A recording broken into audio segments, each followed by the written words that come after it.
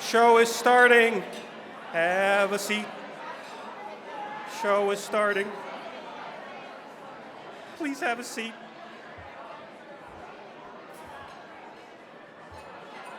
Huh?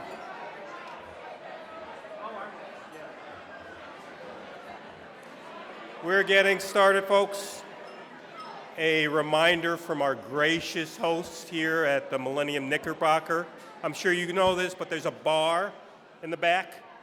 They take both credit and cash, so please visit our bar. That's what I'm going to do right after this. We are ready to start the program.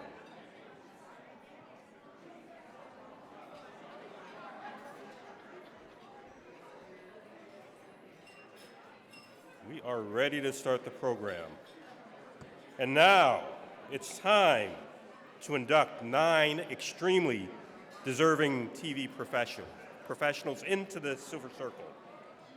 And to do that, we're going to have our host, Derek Blakely, come up. A little brief introduction, though, Derek, before you begin. Derek was a correspondent for CBS News before that. He was a reporter for the Chicago Tribune for a couple of years, so one of the early cross-platform journalists. At CBS News, he served out of the Chicago Bureau, and later he served in the Overseas Bureau in London and Bonn, Germany, covered news in Europe, Middle East, Africa, came back to Chicago, served as an anchor reporter for NBC5 and for CBS 2. During his career, he won countless awards, and just last year, he was inducted as a Silver Circle honoree. It was a great event. And we're definitely proud to have him back this year as host. Ladies and gentlemen, Derek Blakely.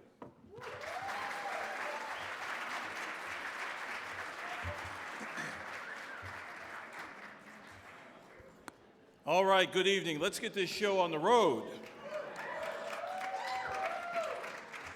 Good evening and welcome to the 2023 Silver Circle Honors presentation. And it is indeed an honor to host an event that celebrates the very best in our business, both in front of and behind the camera. Last year, I was delighted to be inducted into the Silver Circle, so I know how much it means to be recognized for day-to-day dedication to our craft over many years of service, and to be recognized by both colleagues and competitors who know what effort it takes. As we begin our Silver Circle inductions, let's ask our scholarship recipients and our Student Production Award winners to please stand for one more round of applause for a job well done.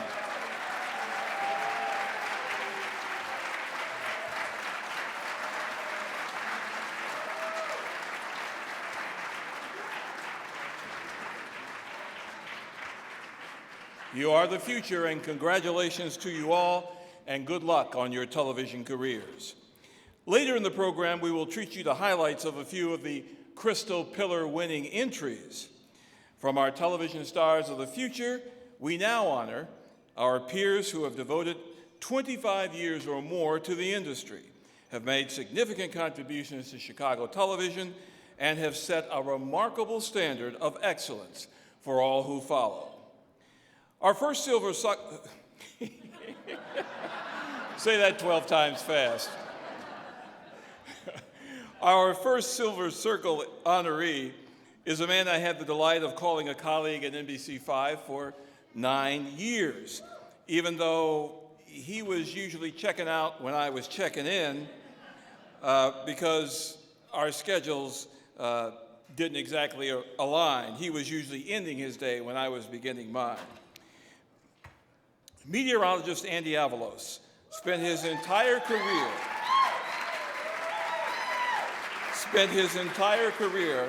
helping us prepare to cope with Chicagoland's notoriously crazy and unpredictable weather, mostly in the early morning hours, while doing it in his own calm, warm, and reassuring way. Here to present Andy is his colleague and friend of many years, NBC5 anchor reporter, Alex Maragos.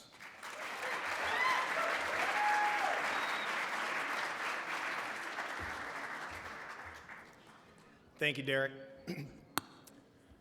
Good evening, everyone. I am very grateful to be here with all of you tonight.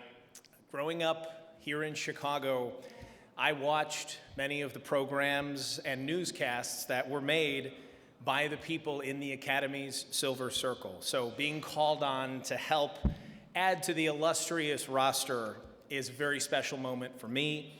And Andy, I've been looking forward to this night since you called me. I think that was November or December. So it's a true honor for me, so thank you.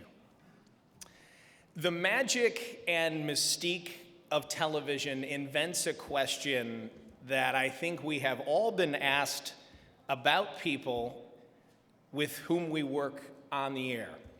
Comes from family, comes from friends. I think probably most often it comes from total strangers. That question is, what is this person or that person like when they're not on TV? It's usually loud with an expectation that there's going to be a wild departure of their personality from one to the other, completely different people. As if the calm and warm person, yes, Derek, I had calm and warm in my speech too, so we must be talking about the same person. The calm and warm person who delivers the news or weather, as if they can't be just as calm or just as warm when the red light goes off.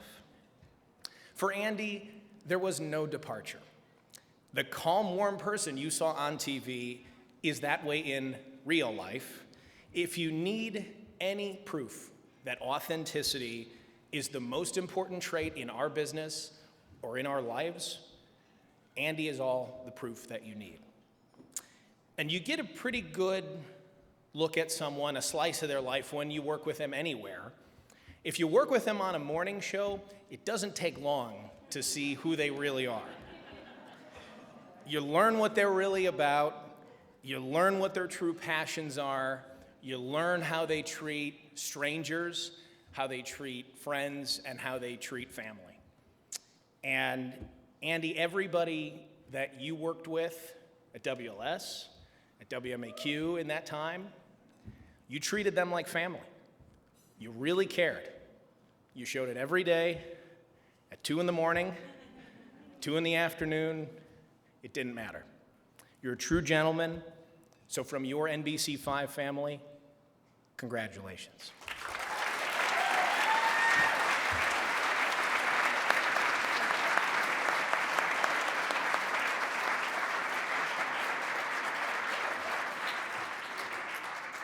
Wake up.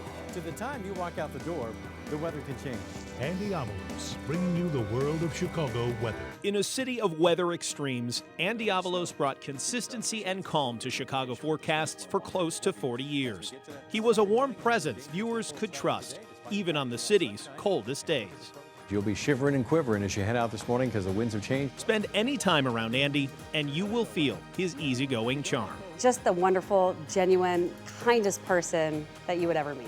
Something he showed equally on and off the air. What you saw on television was the same Andy that you saw in person. Andy's just an incredibly passionate guy and cares about so many people. That passion and care was first captured on camera in his native Colorado.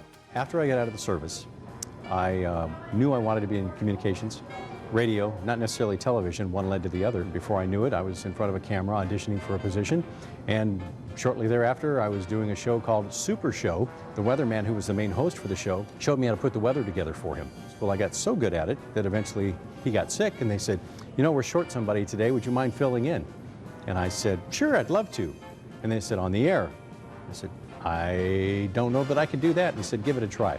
After early stops in Colorado Springs and Denver, Andy made the move to WLS in 1984. Let's check up with Andy Avalos, who has an outlook for tomorrow morning's rush hour. Looks pretty good. 2.5 inches of rain out of that last system in the last couple of days, but nothing like that on the horizon. When Andy was hired, I was already working in weather. So I'm thinking, okay, who is this guy? And is he going to take my job? But rivalry and competition wasn't Andy's style. He was just so wonderful to work with. I mean, just kind and and patient, wanting the best out of everyone that he was working alongside. In 1994, Andy moved across the street to WMAQ. By then, technology was changing meteorology, but Andy's work ethic was constant. Work ethic off the charts. Andy broke the forecast down the old-fashioned way, so that's a good thing. He loved to teach people weather. He understood weather, he understood the science, which he loved, but he really liked to help the viewers understand it too. In 2003, Andy moved to mornings, starting a long stretch of getting up very early. Andy was one of the hardest working people in that newsroom. He would get in, I think, by 1:30, if not sooner, and he was going the whole time. Everything was done, down to the minute. But in between those frequent forecasts, he found time for fun. We don't think that we will ever see the light of day again. Andy wanted coffee and wanted it now. His quest was followed by fury. I think the morning team liked to put Andy in situations where maybe he was not quite comfortable. Oh my gosh.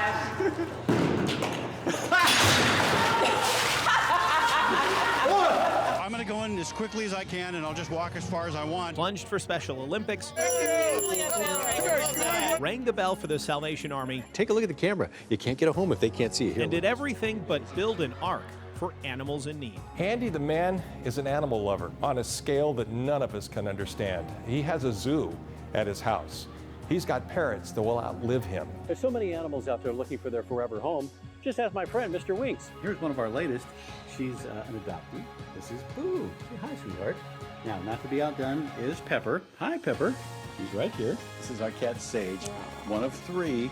I don't know if the other 2 will find their way up here. He had a mission to make sure that every animal gets adopted by a family, and he worked so hard over the years to make that happen. A beloved friend and fixture in Chicago television. Congratulations, Andy, on all you've accomplished. Welcome to the Silver Circle. So for now, it's Bow Wow. And meow. I'm going to try one of these.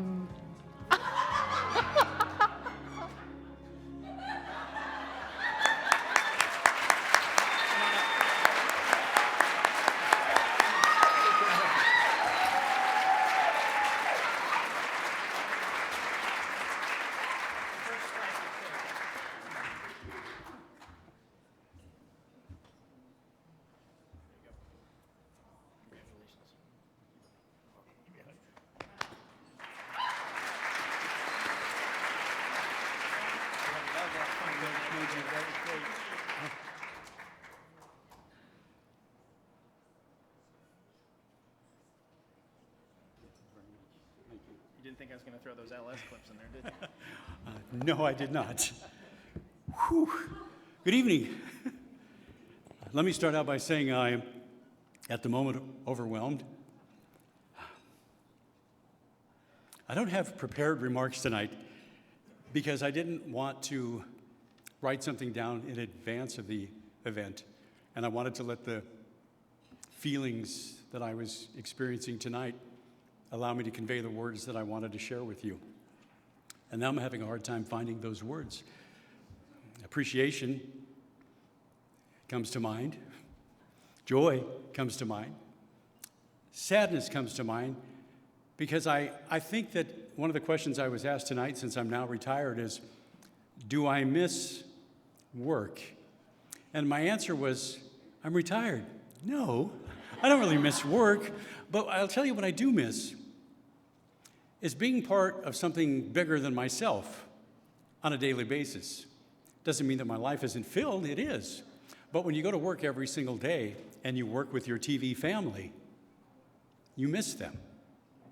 And I miss all of you immensely.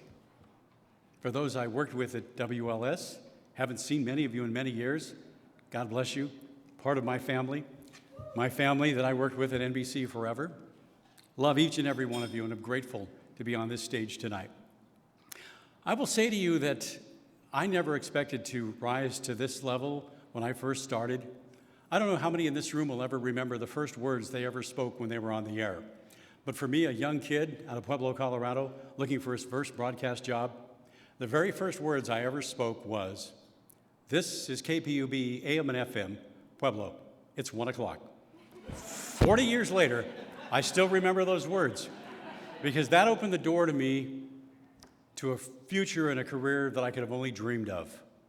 And for every person along the way, and there were many, more than I could possibly name, I want to thank each and every one of them.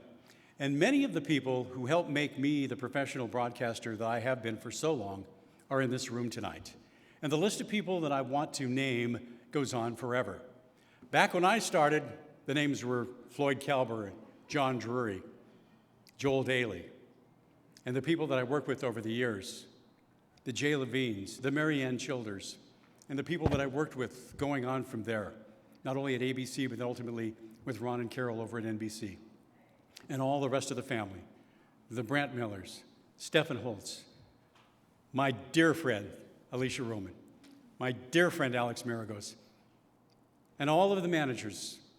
But the very first person who gave me the opportunity to say those words at the radio station, those two gentlemen, people you'll never know, Bill Engler and, of course, Rex Miller. And I say thank you after all of these years, because with that opportunity, 40 years later, I stand before you tonight. Fast forward all these years, when I came to Chicago, one person I have to single out more than any other, many of you will remember the name.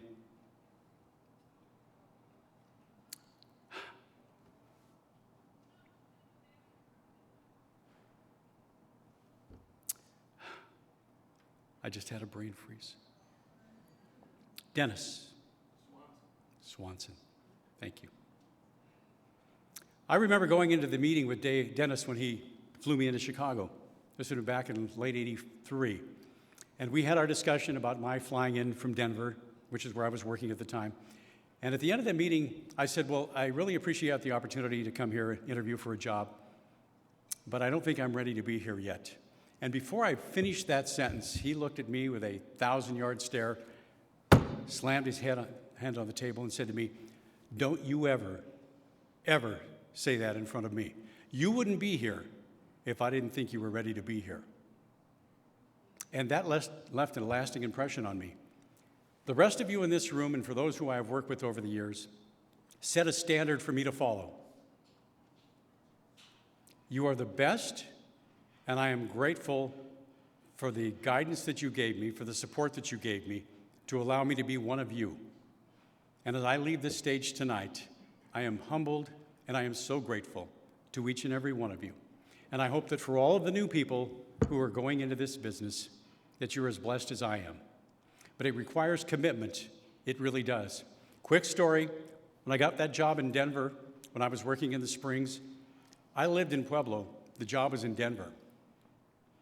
I drove from Pueblo to Denver, 110 miles each way, every day, for 9 months.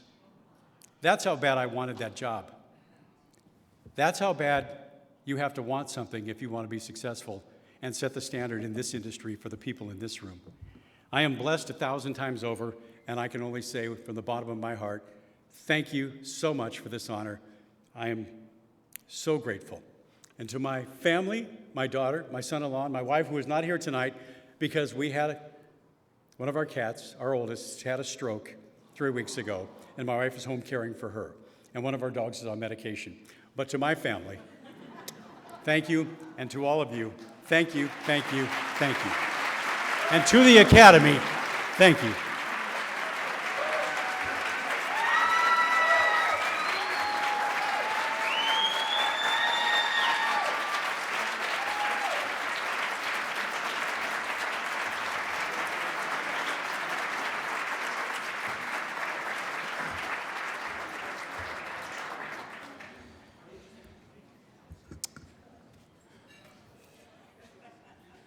Our next honoree is television writer, producer, and program executive Gail Saikovitz, who has received national acclaim for creating Green Screen Adventures.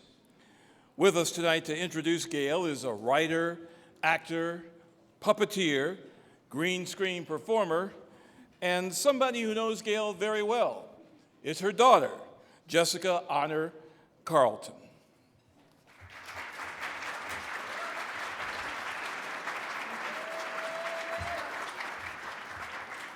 Hello, everyone. I wouldn't be here without Gail Saikovitz. I mean, to be fair, I wouldn't be anywhere because I'm her daughter. As a child, I remember her telling me that adults spend big chunks of their lives working, and so if you can, you should make that work something that aligns with your values, brings you joy, and makes a difference in this world. I took that to heart, so much so that I ended up working with her. Her decades of meaningful work will be outlined in the film, so I just wanted to take a second to talk about who she is, and hi, Daddy, to talk about who she is and what she's like to work with. So buckle up, Mom. Seriously, though, Gail is the kind of producer that every creative person wants in their corner because she is herself deeply creative and also has the vision and skill required to take the production from the page to the screen. Because she genuinely values each team member for their unique voice, each of us feels an enormous ownership over the work.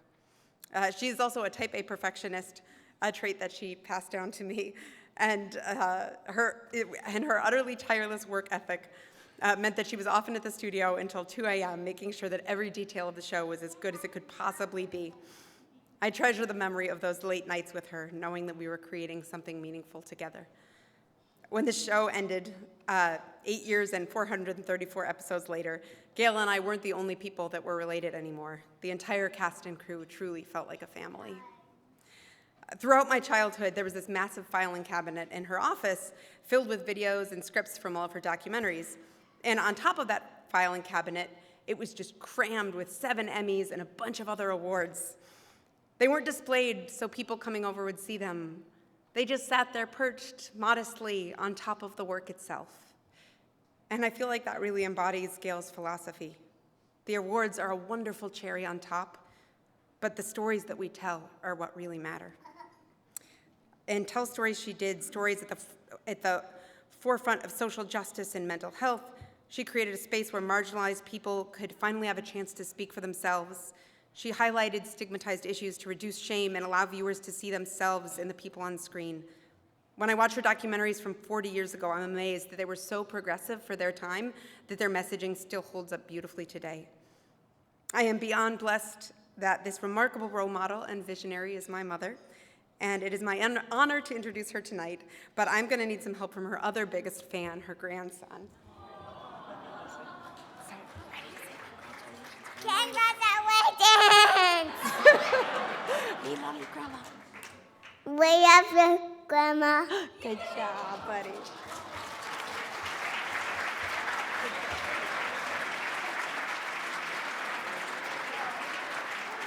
You cannot possibly refuse. Gail Saikovitz began her career producing TV commercials, but soon realized that she wanted her work to have more social value than promoting products like coffee, although it is her favorite beverage. She shifted her focus and was hired by Warner Saunders to produce the documentary series Channel to the People, hosted by Harry Porterfield. Small talk at their breakfast table is more than just talk. For her son Paul, not quite 3 years old, is profoundly deaf. Okay. Yeah, you're gonna eat the eggs? Yeah, eat? For Mary, having a deaf child is not an insurmountable problem, only a challenge. Gail's deeply personal interview style focused on individuals to explore each topic. In dozens of episodes, their candor helped viewers identify with the issues. It'll be 2 years ago, October 16th, that I landed in the hospital, and that I've been sober, which really blows my mind, because I didn't think I could. I guess when they were drinking, I was scared. Participants were an inspiration to others. Individuals like Sammy Scoble, who founded the American Blind Skiing Association and, while legally blind, is in the Roller Derby Hall of Fame. Some topics were sensitive then, and sadly, they still are today, half a century later. The contribution that I make in terms of the work and who I am as a human being, I do not want to have discredited because I'm a lesbian, which is what many people in society do. What's that I see coming down the street? As Edward R. Murrow said about television, this instrument can teach, but only to the extent that humans use it to those ends. It's the good game. Hi, I'm Warner Saunders, and boy, that jump was really exciting for me. Gail was delighted to create a series of children's specials with Warner. Mime's the word. When we try our hand at pretending, we'll even try our feet at imaginary skating. Come on. Come on. Okay. What is it to be human? Gail moved to WMAQ to produce All the King's Horses and then became executive producer of programming. The other day I was thinking about when you sit in the father's waiting room and the obstetrician comes in and says that you now have a bouncing baby boy or a bouncing baby girl, and the first words he brings to you are, "There's trouble." Everything just falls apart.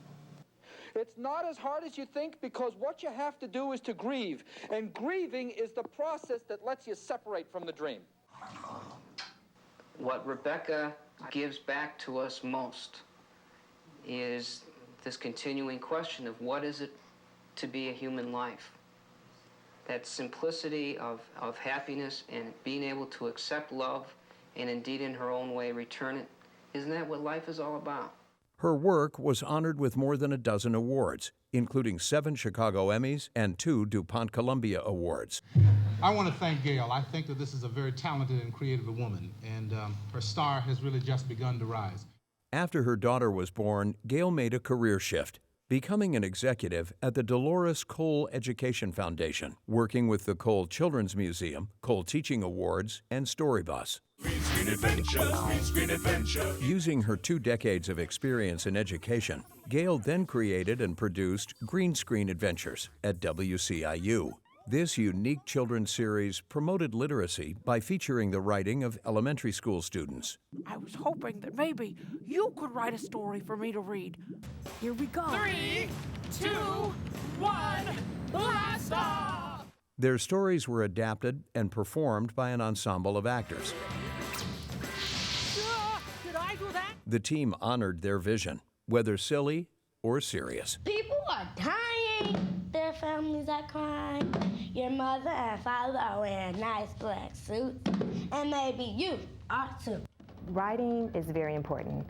It's a way of getting many thoughts that are locked inside your mind out and onto paper. Over 8 years, 434 episodes were produced, featuring stories written by more than 2,000 children. According to Leah, it really warmed the wolf's heart. His heart turned into a good heart, and he truly became best friends with the chicken. Forever. Will you help out to save our planet? 'Cause it's the only one we've got. Write your own poem about the Earth. Include a few things you can do to help save the Earth. Then turn your poem into a song. The series received multiple awards, including 5 national Emmys, but most important were the responses by the children themselves. As one 3rd grader said, "Everybody was proud of me, but not as proud as I was of myself." Oh, wow. Great ending, huh? Congratulations to Gail Sykovitz, 2023 Silver Circle honoree.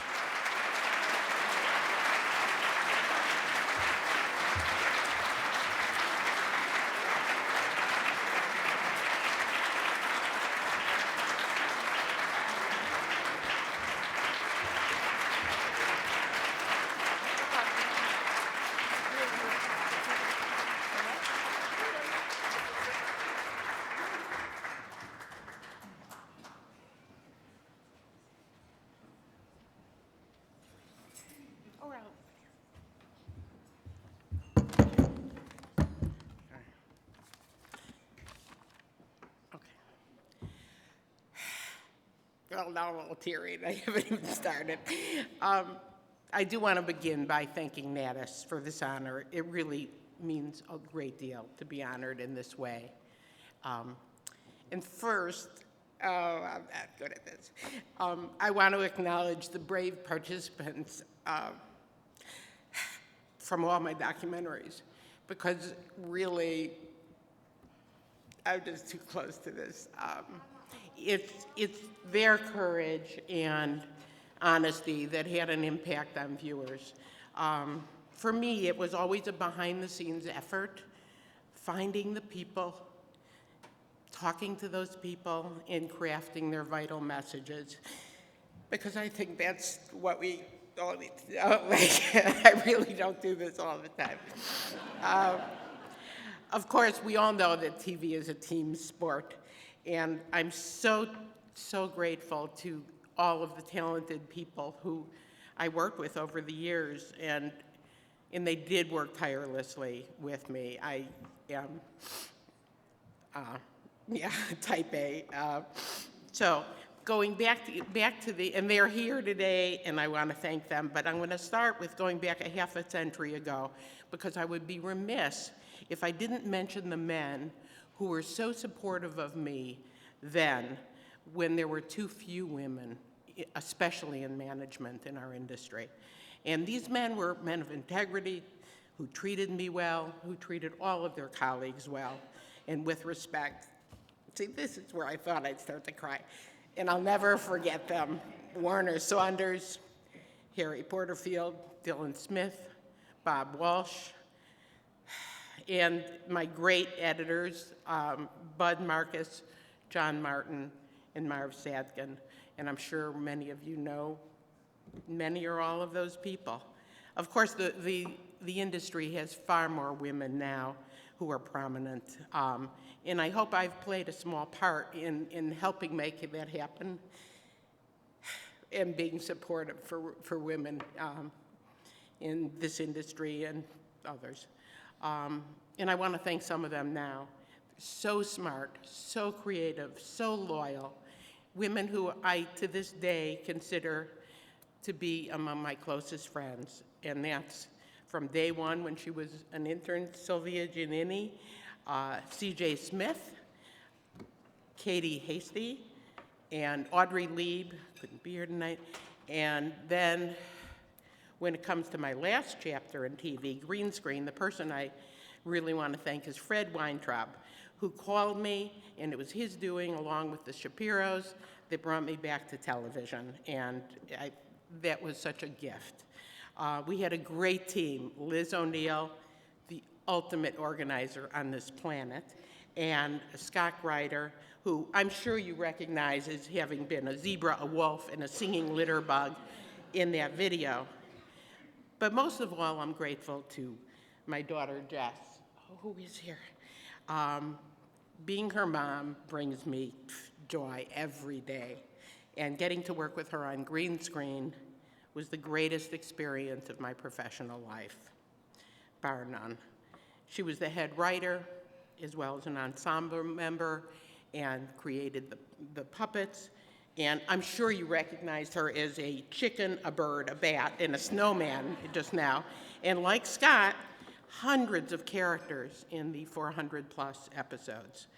Green Screen was truly her baby, as well as mine. And now tonight, having her real-life baby, Teddy, who you just met, my 3-year-old grandson here, is overwhelming for me. Because ultimately, it's all about family. It's all about our children. So thank you again for recognizing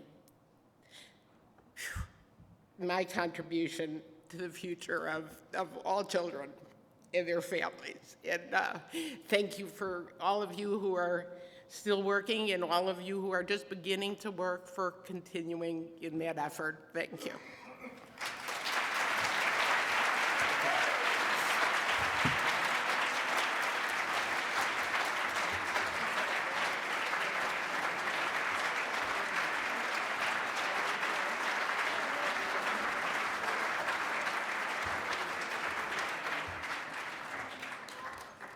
What an amazing legacy of creativity, huh? Thank you, Gail. Up next, we honor an outstanding photojournalist, CBS 2's Mike Klingel.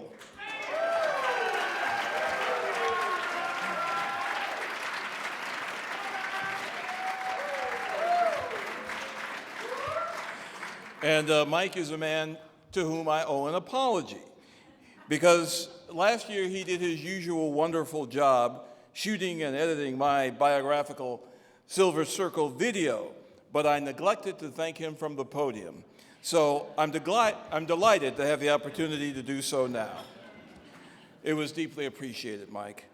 Mike has received more than 20 Emmys during his spectacular career, and he is beloved for both his professionalism as well as his humility. Here to introduce Mike is his colleague, one of the city's finest investigative journalists, CBS 2's Dave Savini.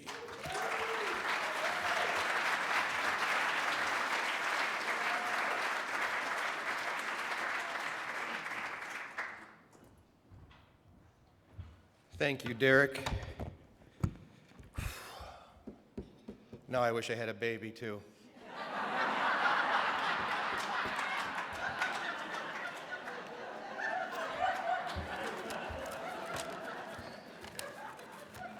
So,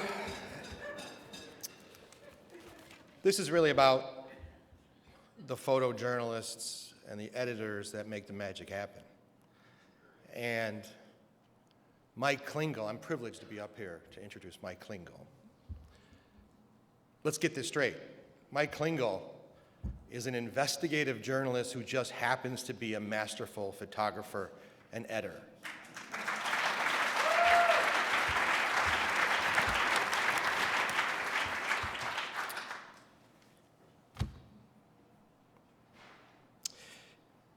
In our work world, we don't really live normal lives.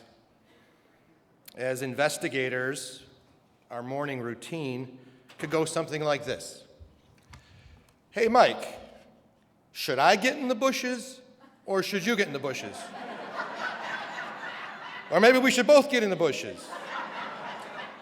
Hey, Mike, if I hold your ankles and you lean out the window, do you think you can get that shot?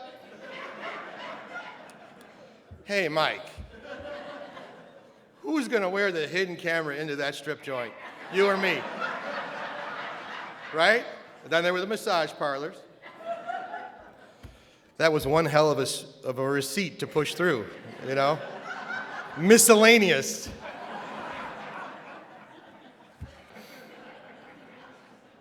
It really didn't matter with Mike what the situation was because Mike always managed to get it right. He always got the shot, and you could always depend on him. Like some sort of an Olympian, I've seen him run with a camera on his shoulder with speed I've never seen before. I watched him catch a corrupt judge who snuck out a back door, who happened to be freakishly fast, by the way. I remember you were buckled over. He lost me like 2 blocks.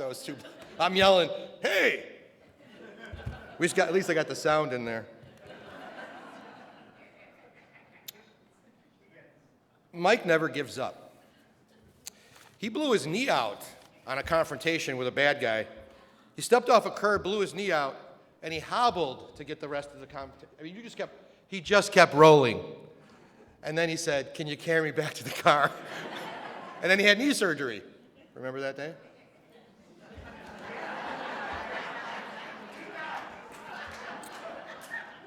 If you know anything about football, Mike has got this field of vision like a quarterback who could be throwing the ball this way, but looking at this way, tricking the receivers. Mike does that with a camera. He has one eye in the lens, and he knows what's happening all around him.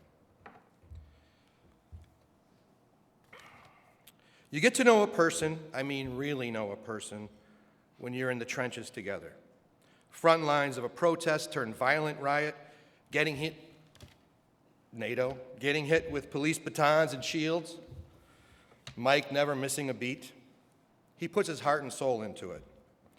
I've been shoulder to shoulder with Mike for so many of these kinds of moments. He's a professional who treats survivors with compassion and dignity as they relive some of their most emotional moments in their lives. Mike knows when to stand and hold his ground, and he knows when to get the hell out of there. And that's a big thing. He's also a brother to us all. Incredibly patient, never loses his cool, never. Oh, maybe that one time. Especially when we give him script after rewrite after rewrite after rewrite.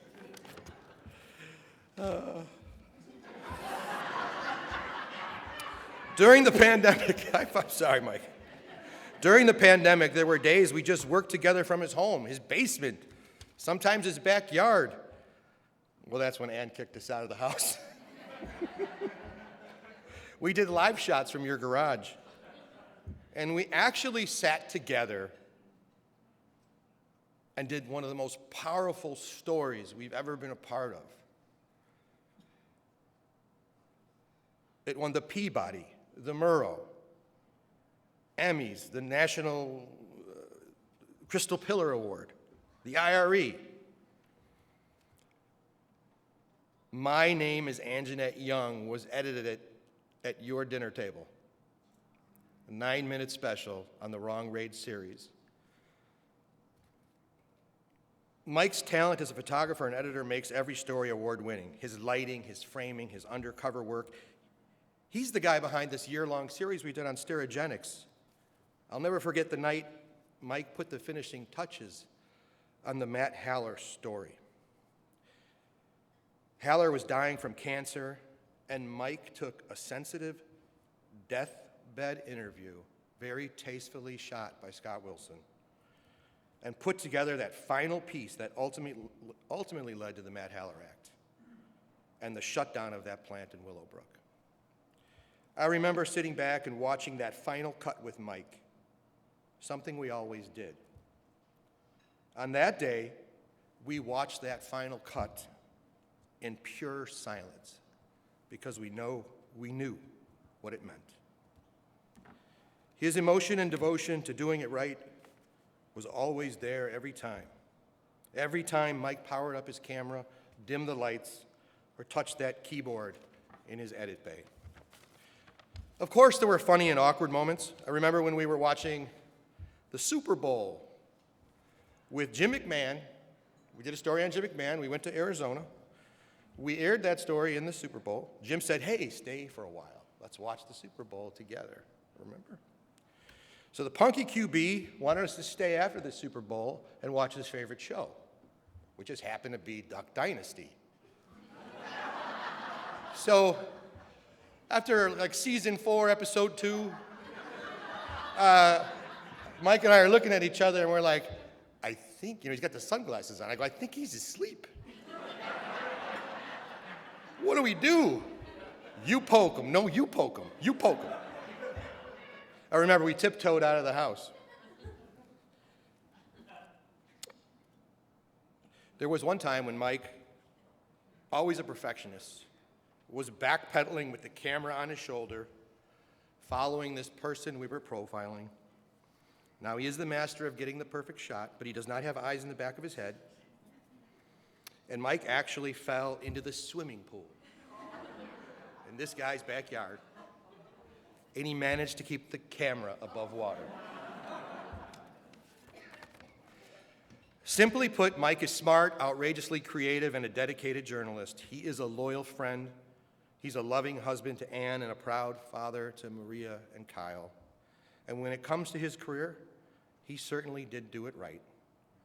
Now let's take a glimpse at his more than 40-year span in the news business. Mike Klingel is a 43-year veteran news photographer and editor. Mike grew up in suburban Glen Ellen and graduated high school in 1975. His graduation present? A Super 8 film camera. And before he knew it, he was on his path, which began at Illinois State University. He was a perfect fit there for their student staff TV 10 news program. Then came his first job at News Center 31 in Peoria. A year and a half later, Mike made the move to the #1 rated news operation in Peoria.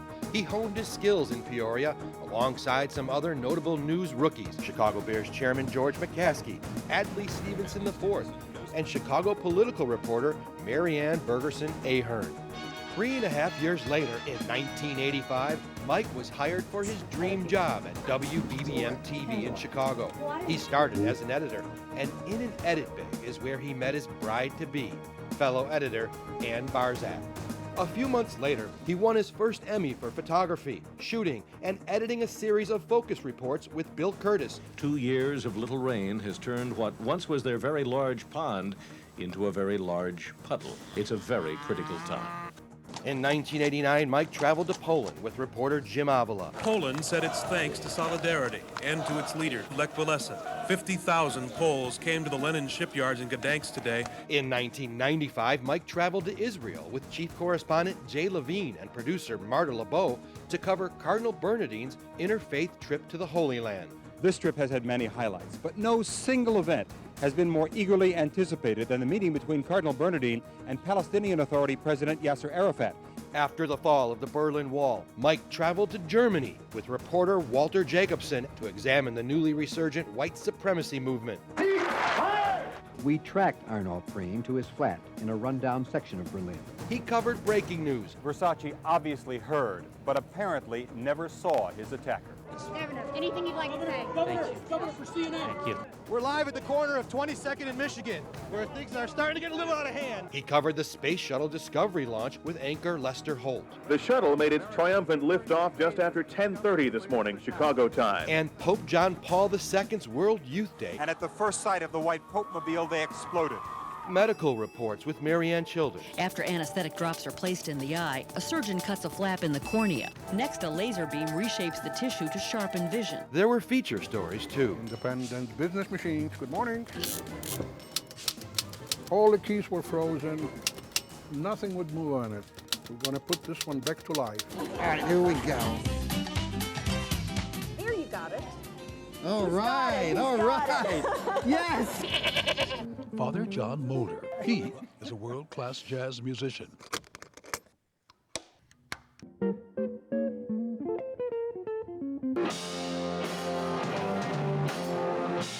I think this band has always been about undefining ourselves as opposed to defining ourselves. At 85, Buddy Guy still plays from his soul, but at his blues club, in his downtime. You would consider yourself shy? Until I get a shot of cognac.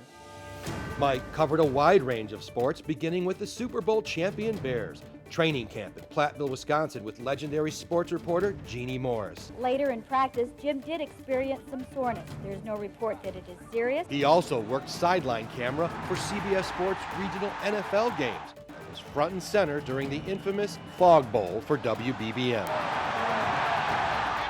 He covered Mike Ditka's Hall of Fame induction with Johnny Morris, the 1992 Winter Olympics in Albertville, France with Corey McFerrin, Michael Jordan's attempt at baseball. One of his early challenges today was wading through all the cameras. How do you think you hit today? I hit it. I'm learning, still learning. Super Bowl 21 in Pasadena, California, the Special Olympics in Dublin, Ireland, motorcycle cam for the Chicago Marathon. He covered national political conventions in 1992, 96, 2004, and 2008 with reporters Mike Flannery and Antonio Mora. In 1996, Mike traveled with President Clinton on the 21st Century Express with Rob Stafford. The 2000 presidential election recount in Tallahassee, Florida with John Davis. And he also worked on award-winning investigations. There's a lot of drug dealing. Yeah. Intersecting on Ferdinand, lifelongers, drive-throughers, dope pushers, suburban smack addicts, and children. Lots of children. Here in Chicago and the suburbs, we heard amazing claims pitched to vulnerable patients in seminars we attended with a hidden camera. I can jump up and down, and on an x-ray, I have an ankle joint again on the right-hand side where before I didn't have one. That would be miraculous. Candace, can you just stop and talk a minute and explain to us, why did you do all of those different scams? I was undressing in my bedroom. It was a cold February night, and Ann Jeanette Young, a social worker, had just finished her shift at the hospital. It happened so fast, I didn't have time to put on clothes. And suddenly, she found herself frozen in fear. These are just some of the amazing stories and unforgettable images edited and photographed by photojournalist Mike Klingel. Klingel's work has earned him broadcast journalism's most prestigious awards, including the Peabody, DuPont, a National Emmy, and multiple Edward R. Murrows.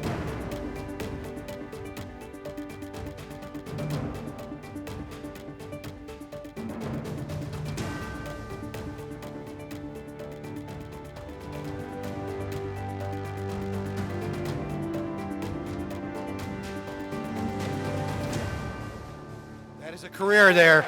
Mike.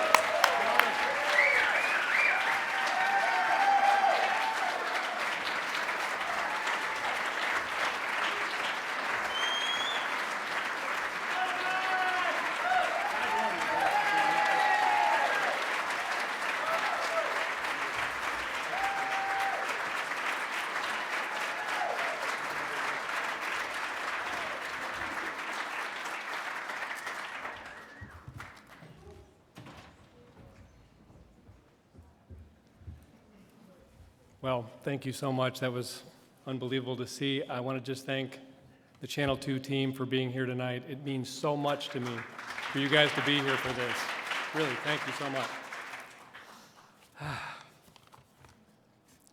It's like seeing your life flash before your eyes. First, I'd like to express my gratitude to the National Academy of Arts and Sciences for honoring me with the induction to the Silver Circle. Thank you to my wife, Ann, and our fantastic, successful children, Kyle and Maria. I wouldn't be standing here if it wasn't for your love and support. Thanks to Marta LeBeau, a recent Silver Circle honoree, for nominating me. I'm extremely proud of all the work that Marta and I have done over the years. And thanks to Dave Savini for being my presenter this evening. You hit it out of the park, man. I mean, I knew I picked the right person for this. I love you, man. You are the best. Dave and I have worked together. Since he started at Channel 2 nearly 20 years ago. We've done difficult interviews, confrontations, and spent many hours sitting in cars on stakeouts. I'm really proud of the work we've done, and it's been a real honor to work with you. My Illinois State television production professor, Jeff Schmulowitz, helped me get my first job at WMBD in Peoria as a news photographer, which paid $4.25 an hour. To make ends meet, I worked as a bartender a few nights a week where I made $5.50 an hour plus tips. After a year and a half at WMBD, I was hired at crosstown rival WEEK by Jeff Hawkinson and Jerry Giesler, along with an amazing group of young photojournalists. Working there was like a master class in news photography and editing. I'm so grateful for that experience, which provided me with the skills to jump to the #3 market in the country, which in those days wasn't easy. It was a thrill to get the job at historic 630 North McClurg Court, and I was proud to work for CBS, a company that represented the best in journalism. Working with many of the people I grew up watching was amazing. Journalists like Bill and Walter, Johnny and Jeannie Morris, Gene Siskel, Bulldog Drummond, Mike Parker, Susan Anderson, Terry Savage, Bob Wallace, Harry Porterfield, Phil Walters, and many more. I'm also very fortunate to work with the best photojournalism team in Chicago. Kudos to our Director of News Operations, Rick Kramer, who has put together an incredible group of photographer editors. It is an honor and a privilege to work with this talented team of photojournalists. We have a very difficult job, which has changed dramatically from the start of my career. Today, we shoot, edit, produce, make graphics, and have incredible patience. And the job is physically and mentally demanding. At the end of the day, it comes down to us to hit that deadline, and we do it well, day in and day out. I want to thank my colleagues at WBBM TV. I could not have accomplished what I have without them, and I am forever grateful for their friendship and camaraderie.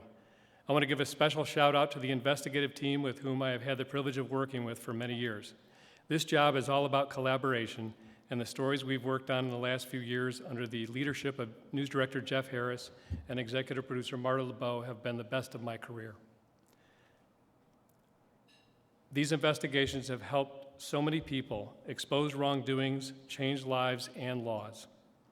This team is the best in the business, including reporters Pam Zeckman, Dave Savini, Brad Edwards, Dorothy Tucker, Megan Hickey, and Dana Kozlov.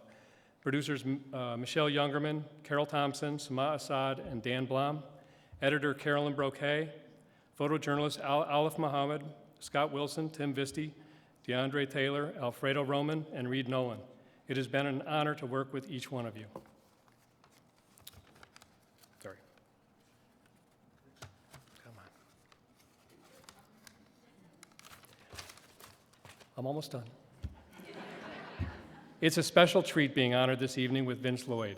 I have very fond memories of listening to Vince and Lou Boudreau broadcast Cub games on my little transistor radio when I was a kid.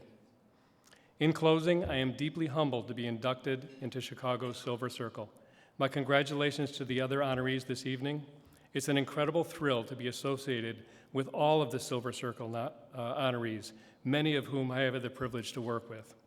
My career has been an incredible journey, and I feel truly blessed to have spent the last 38 years working with such an amazing team at WBBM TV. It's been a hell of a ride. From the bottom of my heart, thank you all so much. Thank you. And I love you all. You're amazing.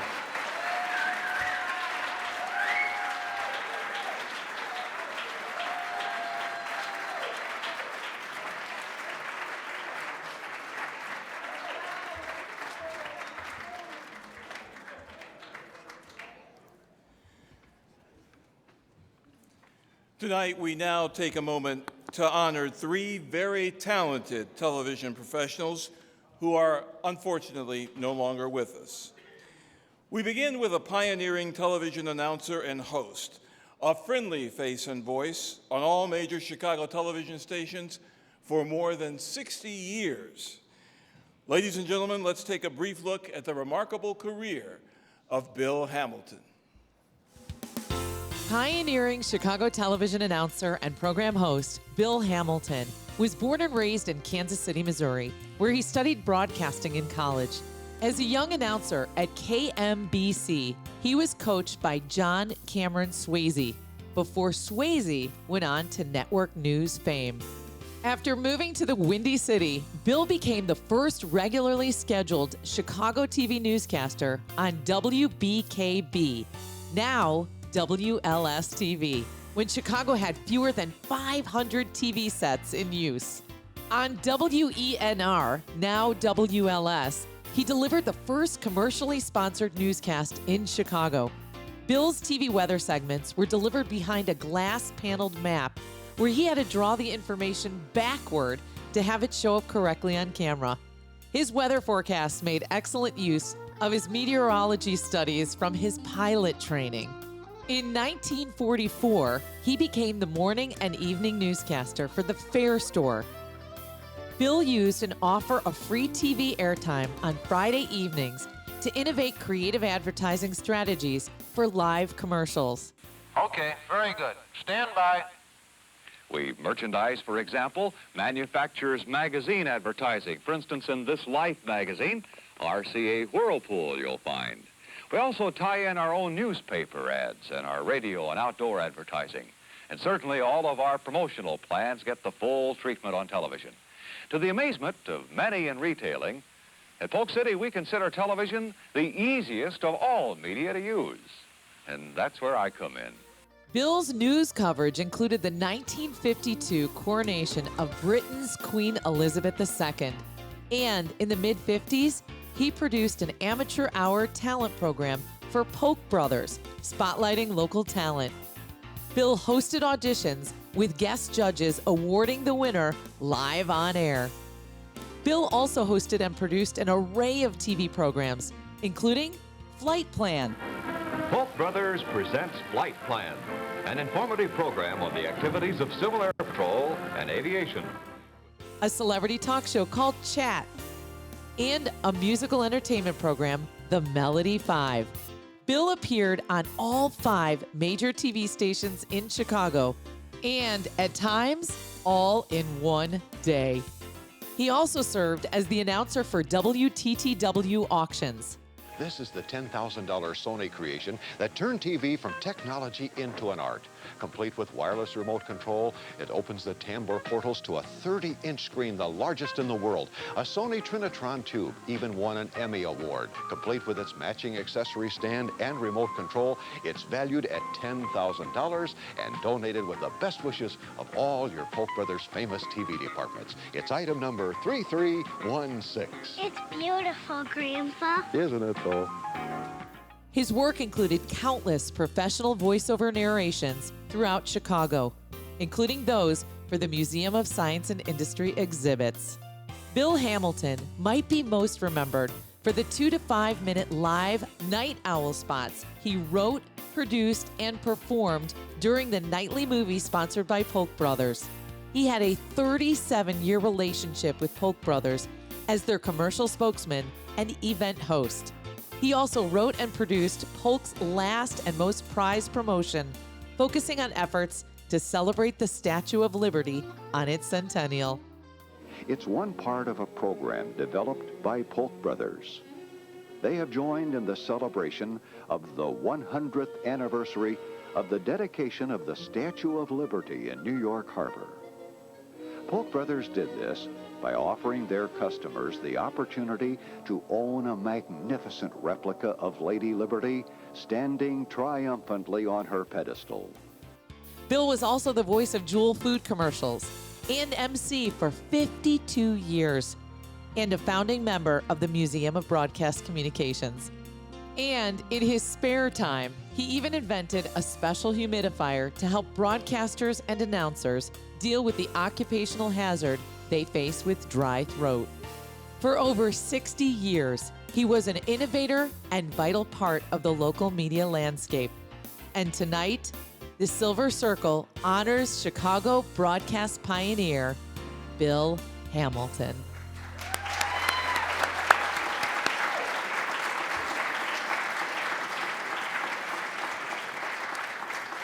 And accepting the honor for Bill Hamilton is his daughter, Diana Schoenberg.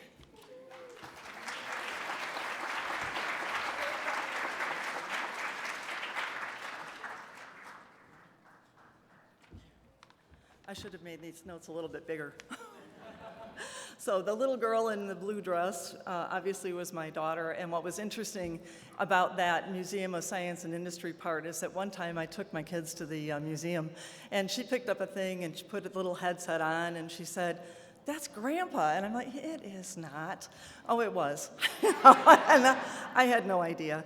But television and Bill Hamilton grew up together, in the early days. He in front of the camera instead of watching it like we did during his 60-year-plus career. Polk Brothers certainly wasn't the only thing that he did, but it was certainly a major part of his career.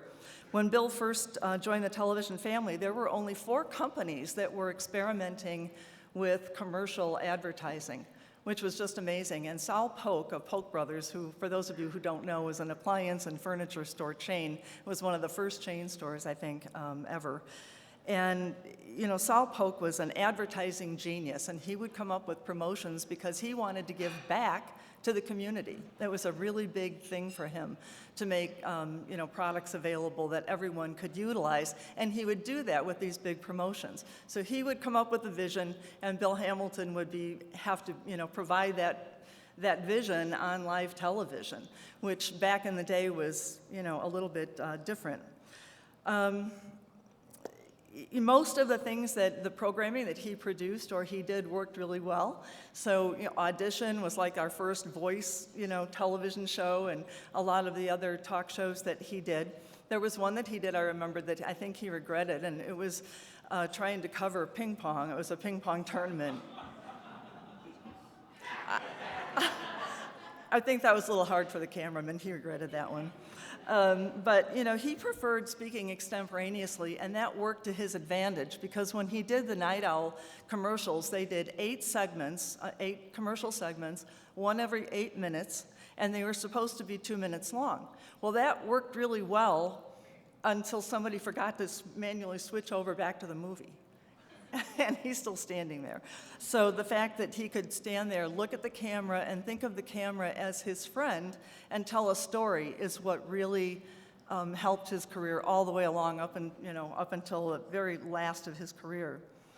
Bill was always grateful for the set crews and the cameramen, because when something went awry, they were the ones that were there to help make the magic. And those cameramen, and the set crews, the time that they brought in an 8,000-pound elephant into a room the size of a bedroom for one of the promotions, I think they really kept their cool. They were on the old Kukla, Fran, and Ollie set, so it was pretty small. He was very shy about accolades because his reward was in doing a really good job of producing quality programming and entertainment. So on tonight, on this occasion, he would be greatly humbled and gratified to know that he is being recognized along with the other honorees. And on behalf of Bill Hamilton, I would like to thank the Academy for awarding him this, and also Diana Borey, Jim Dish, Rich Zayagua, and all of the pioneers that came beforehand that helped set the stage and bring the foundation to television the way we see television today, because it's just magnificent. Thank you to the Academy, and congratulations to all of the awardees tonight. Thank you. Let's take a picture with the award.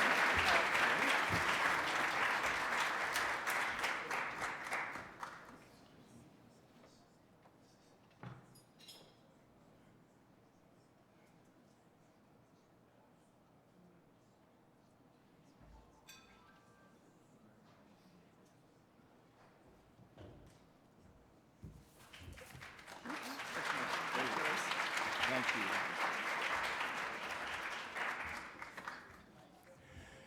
Next, we are proud to honor gifted television cameraman Donald Farnham Sr. He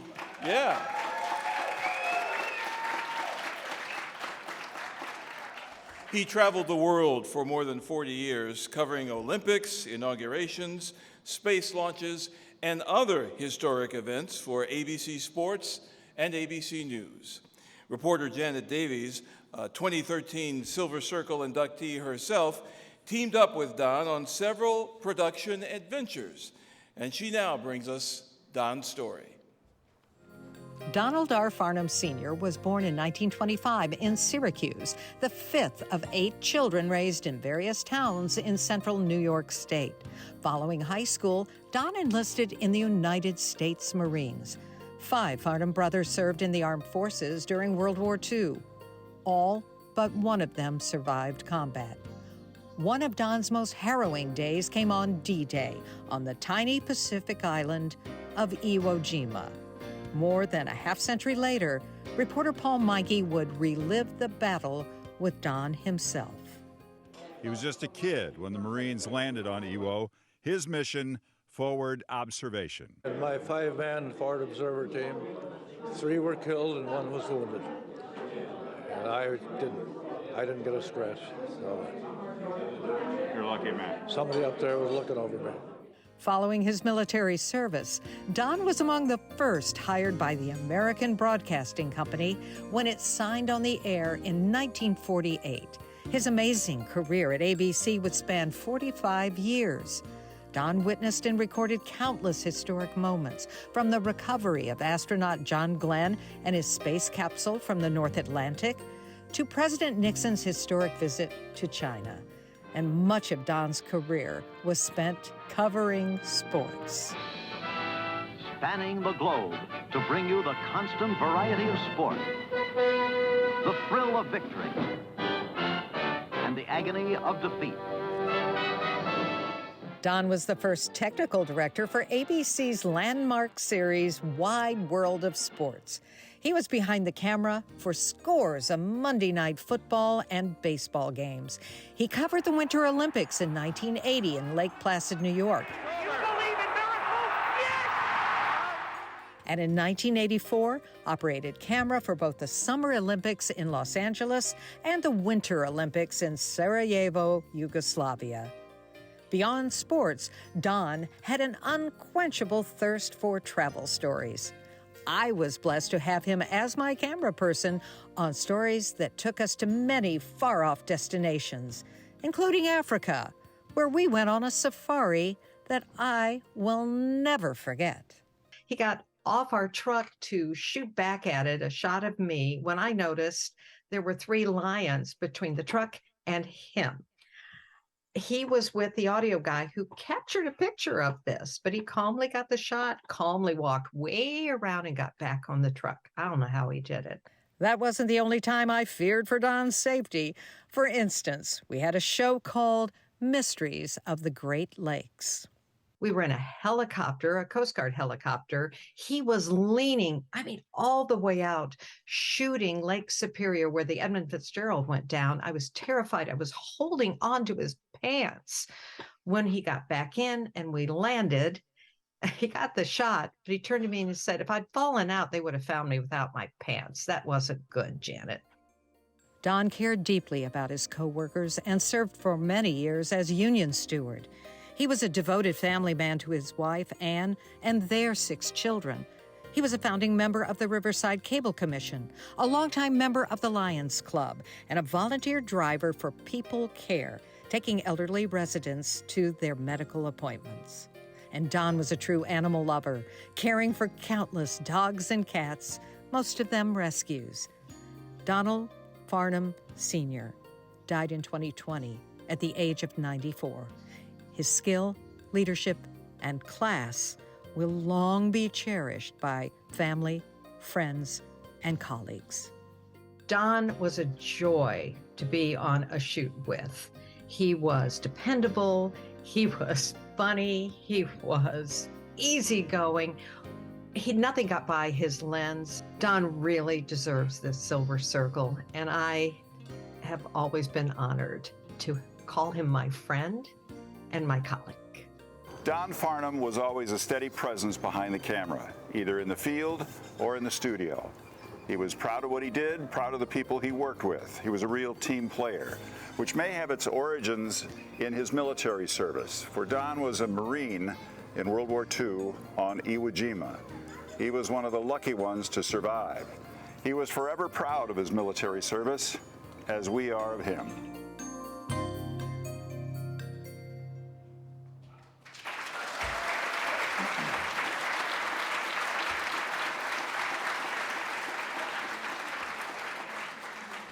And now accepting the honor for Donald Farnham is his grandson and third-generation ABC7 employee, Ryan Farnham.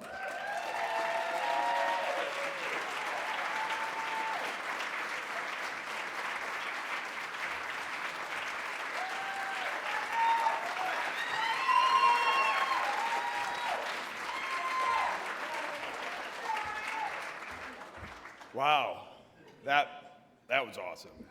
Janet's awesome, Paul's awesome. That's great.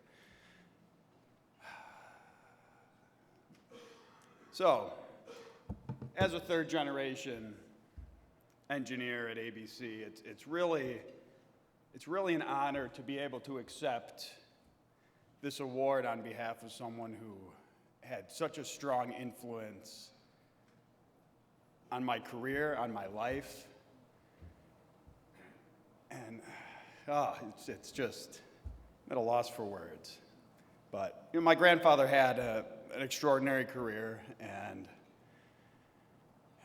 it wasn't just because he was good at what he did, but it was because he loved what he did and he loved the people that he worked with.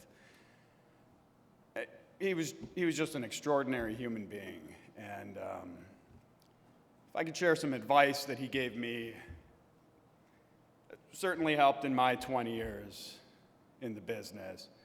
It wasn't how to shoot a presidential interview. It wasn't how to TD Monday Night Football. He just said, Rye, be nice to everybody. I said, be nice to everybody.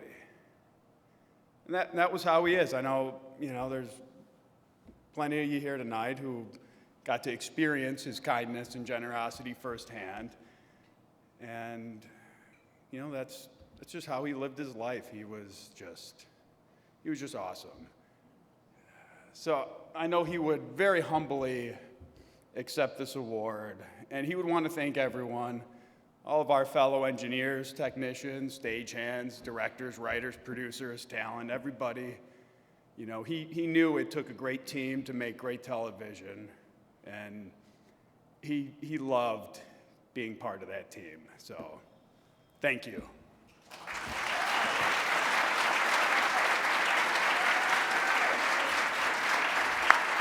Congratulations. Let's take a 15-minute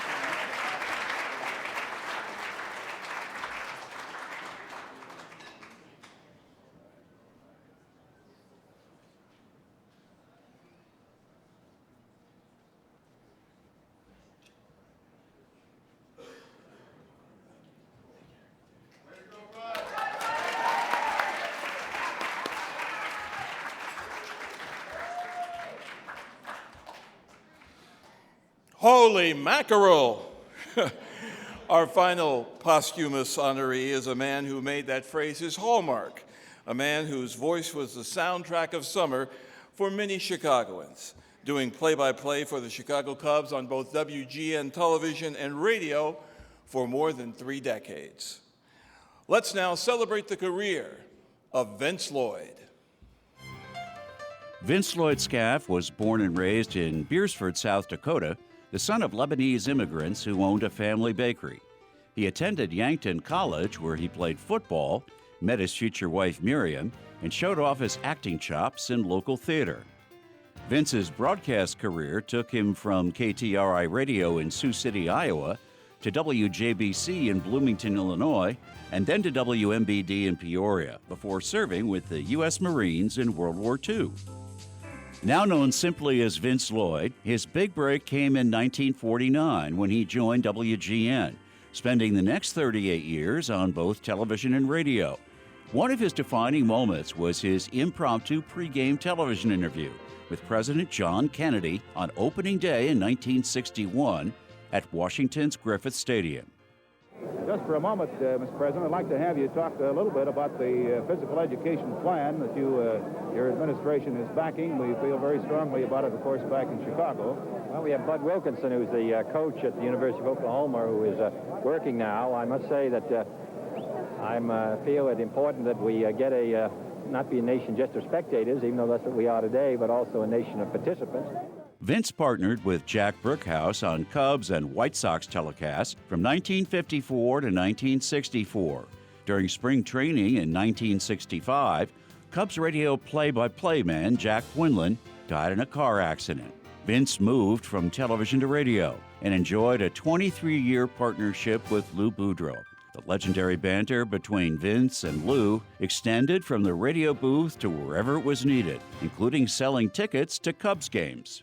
Hi, Vince Lloyd. And Lou Boudreau. With season's greetings. This season, why not put the Cubs in someone's stocking? Well, Lou, Kingman's never going to fit in there. No, but this will. A Cubs Christmas gift certificate. Hey, and how about giving your best girl? There's a beautiful catch by Bill Buckner. And it costs just $6.50 for a box seat, $5 for reserved grandstand. And why not treat the kids, too? Another stolen base by Ivan de Jesus. Known as the voice for all seasons, Vince's expertise went well beyond baseball, tackling sports from football to basketball, from professional wrestling to even high school swimming and diving. Well, congratulations again, Bill. Your time wasn't quite as fast as last night's, but I think that's very understandable because of the 2 false starts. I'm sure that had something to do with it. Yeah, they got me tired, and, well, it gets you off. You're not quite ready. You had to be very, very careful that you didn't have another false start, or that would have been it. Yes, that's true. Vince was known for his distinctive baritone voice, his signature holy mackerel home run call, and for the colorful variety of sports coats he wore on WGN TV newscasts. The baseballs were flying out of Wrigley Field today as the Cubs staged another miracle rally and beat the St. Louis Cardinals 16-12. Want some heroes? We've got several. Why is it important that we honor Vince Lloyd? How important was he to Chicago broadcasting and his television work? It's very simple, one word: versatility. Maybe another word: endurance. All of Vinny's decades produced quality work in a variety of venues and on a variety of sports topics, whether he was anchoring, in the field, play-by-play, other stuff, interviews, of course. He did a great job. That's why Vince Lloyd is so important to the rich broadcast history of Chicagoland and the Midwest. No video about Vince Lloyd would be complete without his interview with Don Cardwell after the pitcher no-hit the Cardinals in his Cubs debut. Don, we know that you've got that terrific fastball. Did you throw anything much besides that today? I threw a few curveballs and a few changeups. Do you think you've ever been sharper? Well, a few times. But you had Lady Luck with you, too. I did, and I had the Lord with me, too. He was on my side today. Hey, let me go. I'm going to get hurt in here. Can we get some ushers here and help him out? It's an interview you would never see in today's age of heightened security, as Vince and Don were engulfed by enthusiastic fans. Vince retired in 1987, but returned to Wrigley Field 7 years later. It was the 80th anniversary of the ballpark, and Vince talked about what he liked best about calling games at Wrigley. The reaction of the crowd to the game itself, typical Cubs crowd, I think. They are in the game. I don't know how many other ballparks would make that claim, but it seems to me that it's always been true here. They are in the ball game all the time, and it's great. Vince died in 2003, and in May of 2017, a week before what would have been his 100th birthday, he was enshrined in WGN's Walk of Fame, along with his longtime colleagues Lou Boudreau and sports producer Jack Rosenberg. And tonight, we are proud to induct Vince Lloyd into the Television Academy's Silver Circle.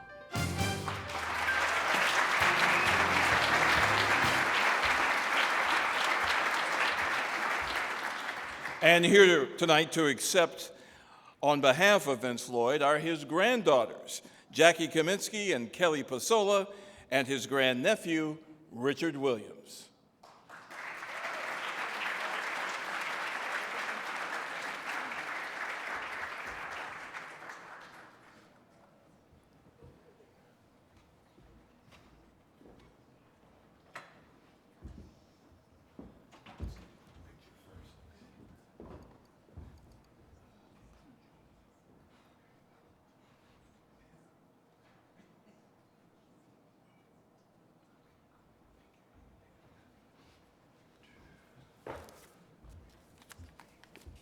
Well, if Vince was here, he'd say, "Holy mackerel." You have to bear with me. I don't have his talent or his baritone voice, but I'm going to give it my best shot.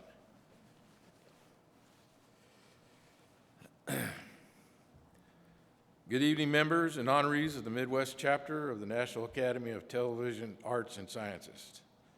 Tonight, we are here to honor Vince Lloyd Scaff and other inductees into this great academy. Corpsmen up.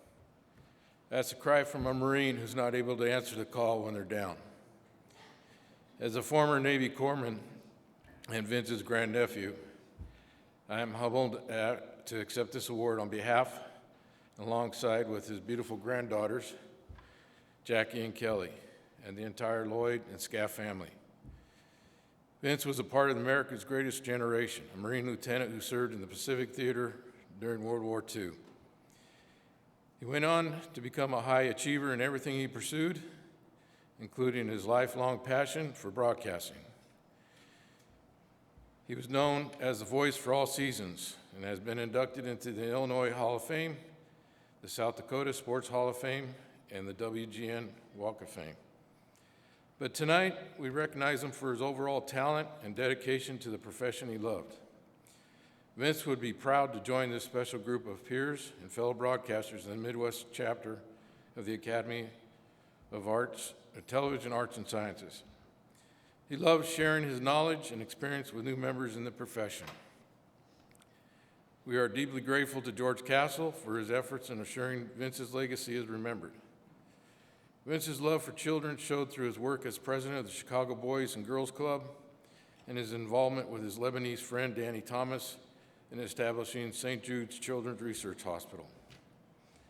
On behalf of the Lloyd and Scaff family, we thank you for the special Silver Circle Award and the induction into the Chicago National Academy of Television Arts and Sciences.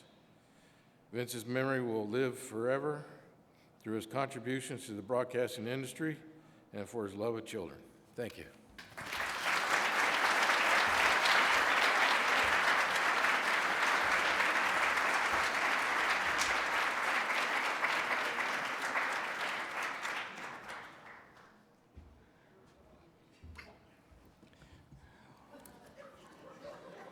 Let's take a moment now to once again acknowledge our generous sponsors for the evening, those who helped make this evening possible. Our platinum sponsor, Branson Silver Dollar City.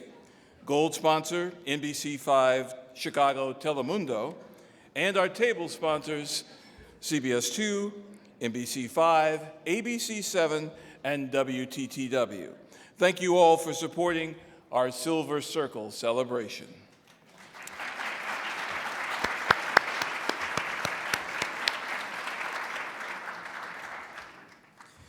Up next to honor this evening, Jay Shefsky.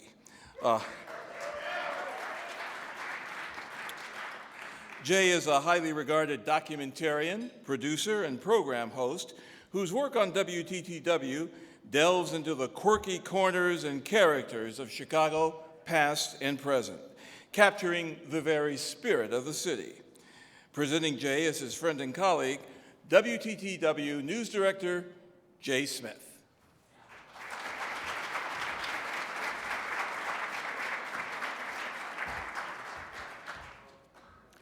Chicago has a great tradition of documentary filmmakers. Some of them are in the Silver Circle, like Scott Craig and WTTW's own Len Aronson, who was one of Jay's mentors. Chicago's also been the home to outstanding feature reporters, like Silver Circle honorees Mike Leonard, Frank Matthey, Harry Porterfield, who we've heard mentioned tonight, Bob Wallace, among many others. Jay Shefsky is Silver Circle worthy in both areas. Jay has always been a storyteller, and in that vein, I think the best comparison I can make to Jay is one of his heroes, Studs Terkel. In fact, Jay's first documentary was called Just Plain Hardworking. Could have easily been the title of one of Studs' books. The film focuses on the dignity of everyday people, which would become a theme of Jay's work. And then WTTW Chicago Tonight came calling, and Jay produced more than 200 feature stories, almost always focusing on interesting people. One thing that helped Jay find these stories is the fact that he knows everyone. And he'd find stories with them. A cousin, the friend of a friend, a guy he met on vacation. He could tap into Jewish geography with the best of them. And he filed away every possible story about every person he ever met, just waiting for the right moment or the right peg. He had more sources than the best investigative reporter. But I think the thing that I most admire about Jay is that he always put his family first. And I'm sure you'll hear more about them when Jay talks in a few minutes. Now, we put together a small sampling of Jay's work, whether he's talking to the owner of an apple orchard or the 102-year-old piano player you'll meet in a moment. His affection for people is infectious. His interest makes you interested. The next voice you hear will be Jay's, and then WTTW's Jeffrey Bear, who will walk us through just a tiny sample of what makes Jay Shefsky's work so special. Dorothy played pop, classical, jazz, and humorous songs, like The Drinking Man's Diet. For breakfast, there's cornflakes and vodka, but cornflakes have carbohydrates, so I don't eat those fattening cornflakes. I eat the vodka straight. Jay Shefsky has a way of connecting with people. It might be someone with a great story to tell or an unusual passion. That's where I started, way in the corner here.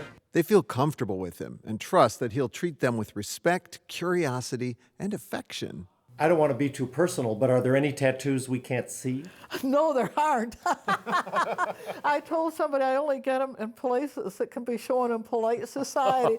And a friend of mine said, "Who do you know in polite society?" His subjects are not celebrities or politicians, though now and then a familiar face does show up. This represents about 6 hours of work since we last saw. By the time he retired in 2020, Jay Shefsky had spent nearly half of his 34 years at WTTW making hundreds of human interest feature stories for Chicago Tonight.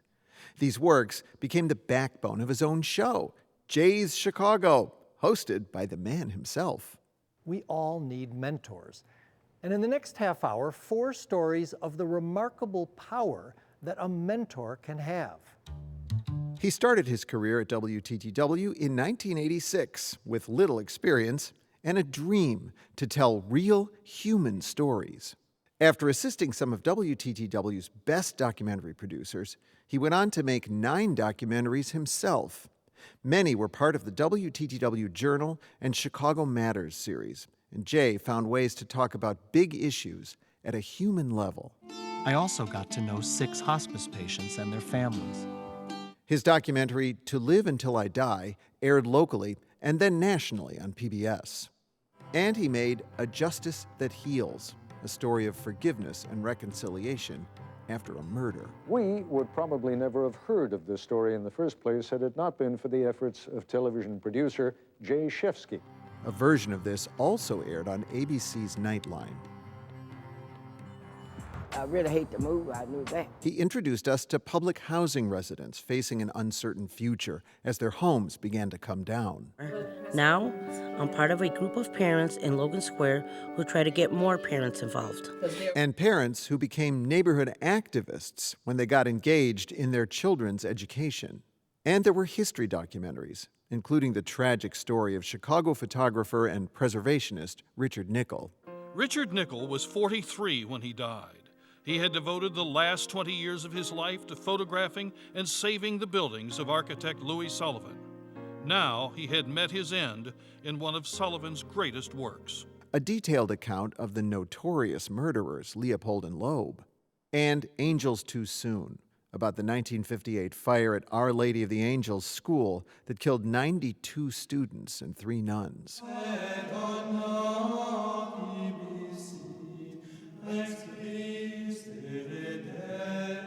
Okay.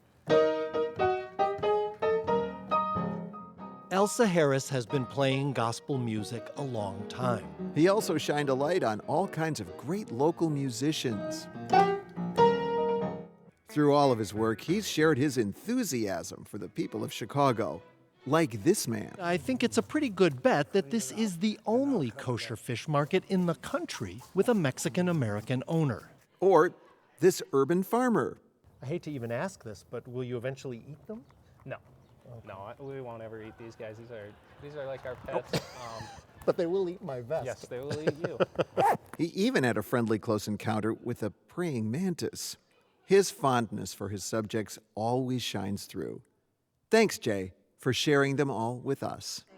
If pounds you would burn off, then turn on your Smirnoff and drink, drink, drink. For Chicago Tonight, this is Jay Shefsky.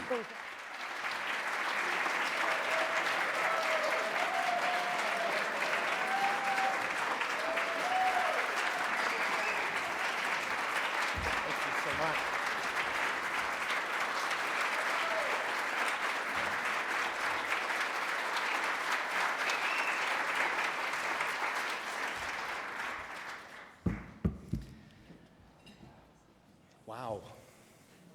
I'm not used to being able to see my audience. First, I want to thank my colleague, my former colleague, I think of him as my colleague, Mark Vitale, for putting that video together. And thank you, Jay, for your kind words. This is really a tremendous honor to be inducted into the Silver Circle, and it's one I never expected. I've always kind of flown under the radar, and to tell you the truth, I have been pretty happy there. Although maybe one side benefit of this recognition is that we will be able to make clear forever that Jeffrey Bear and I are not the same person.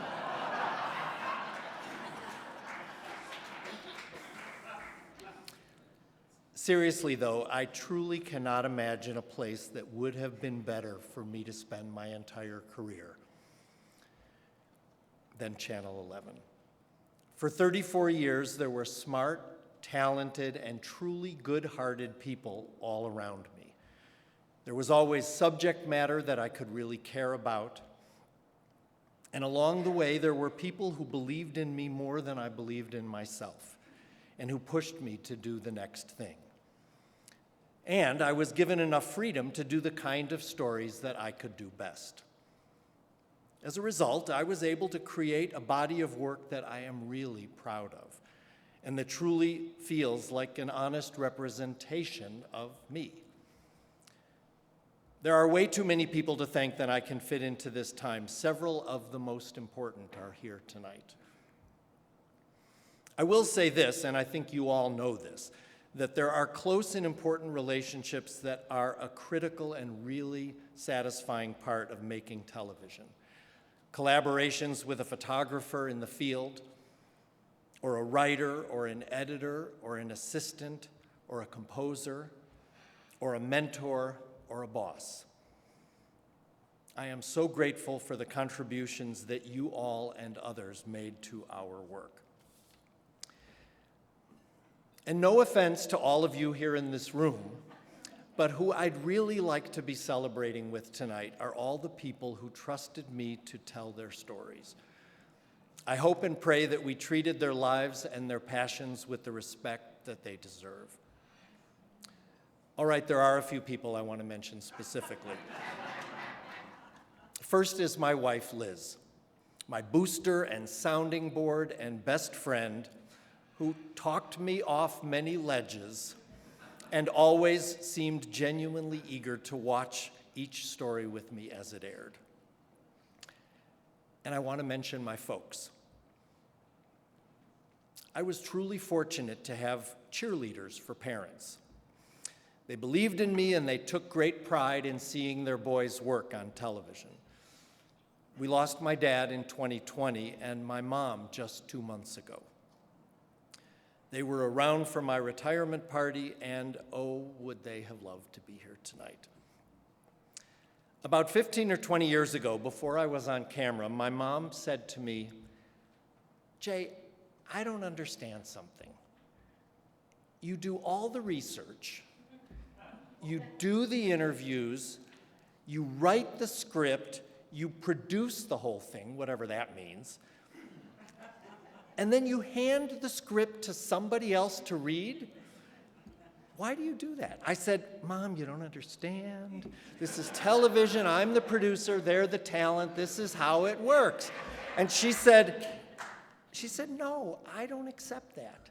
She said, "You have a good voice. You could do the narration. You could even be on television." So, thanks, Mom. And thanks to you all.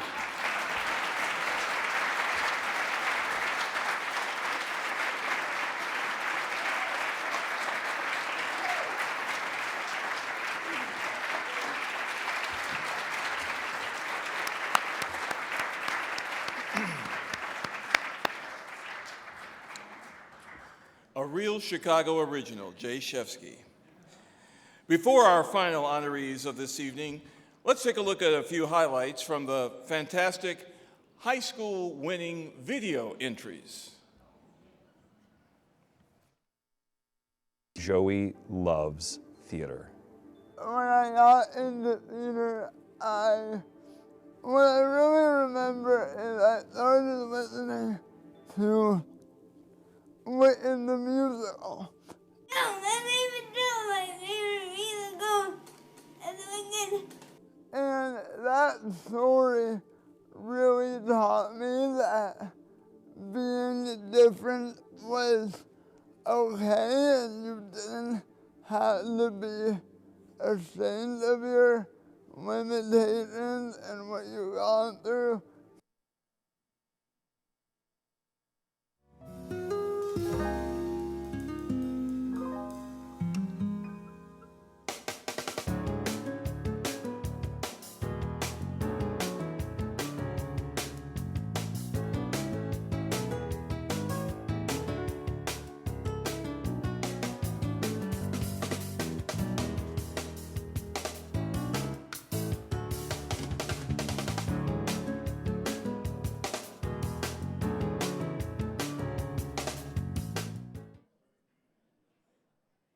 What I really hope is that she is a more caring and compassionate person because of this.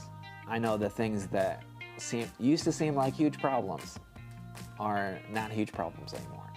They're not that big of a deal because cancer is a great editor. In that regard, cancer has been a blessing. I wish she didn't have to go through that to learn those lessons. My name is Joy Arsenault. I have leukemia, and I'm brave, and I'm strong.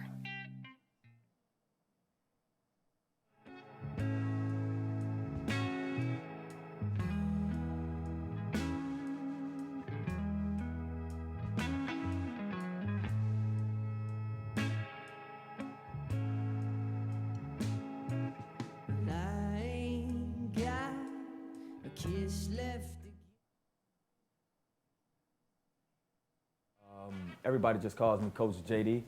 Went to Rich East High School, played basketball there. Went to Chicago State, played Division I basketball there, and played 2 years professionally in Costa Rica and Brazil. When I moved to the south suburbs, a lot of my friends really were playing basketball, so I think that was the thing that helped us, get closer together. And as I started playing, I started to fall in love with the game, and next thing I know, it was a passion of mine. I needed it. Another masterful attempt ends with disaster. Pour another cup of coffee and watch it all crash and burn. It's a puzzle, but it's rigged. They say it's so fun, but it must be fixed. Whoa! Dude, did you really just spoil it? My gosh. What? Does anybody maybe happen to know what the heck the word is? I don't know if this is fair, but there are double letters. Beware. So what's the word? I need a clue. Cause the scary truth is I'm typing blood. I'm typing blood. I'm typing blood. I'm typing blood.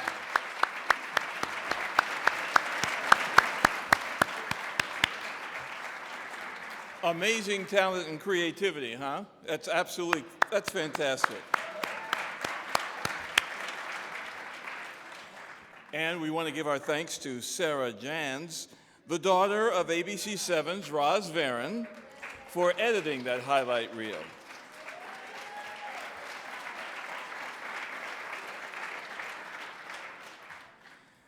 Our next honoree was a producer for The Phil Donahue Show before becoming a highly successful television and multimedia executive who launched countless TV productions, including Windy City Live.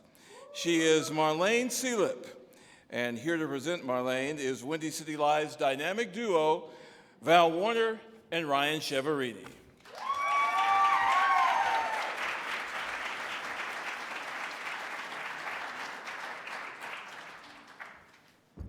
Good evening, everyone. Yes, good evening, good evening, good evening. Hold on, I want to do something real quick.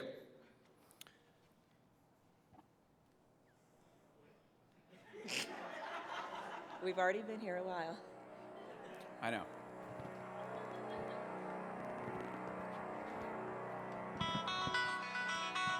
Ladies and gentlemen. I've just always wanted to do that. Welcome, everybody. When I initially heard that Marlene Seelip was going to be receiving a Lifetime Achievement Award on May 5th, which so happens to be Cinco de Mayo, I thought, that makes sense. It's the Patron Silver Circle Awards. On a serious note, though, I know we don't have a lot of time, so I want to get serious and say that nobody in my career has impacted it more and changed the trajectory of my career more than Marlene Seelip. Her, along with Cindy Petrasso, our longtime senior producer, took a chance on a young sportscaster who didn't know how to use Spotify, apparently, and a traffic reporter who didn't know each other, and put us together and said, you're going to be the face of this new show that's going to replace the coveted Oprah time slot the day after Oprah retired. That crazy? Maybe you both were drinking. But Marlene had a vision. She's one of the most talented, passionate, driven, well-read, and one of the smartest people I've ever met. She's the reason why Windy City Live was a daily show for 10 years. It was an amazing decade, the best 10 years of my life. And then, Mar, you had to retire, and Hank ruined it all. Marlene, you really are the true definition of a trailblazer. You excelled at a time in this business when there were limited opportunities for women. You excelled at a time when this business was primarily men. And anyone who knows Marlene knows she backs down to nobody. One of my favorite lines is from the movie A Bronx Tale. Is it better to be feared or loved? Marlene is both. I love her dearly, but I feared her after a bad show when I was in her office and the door was closed. But like a great coach, she demanded excellence, she expected excellence, and she made us all better.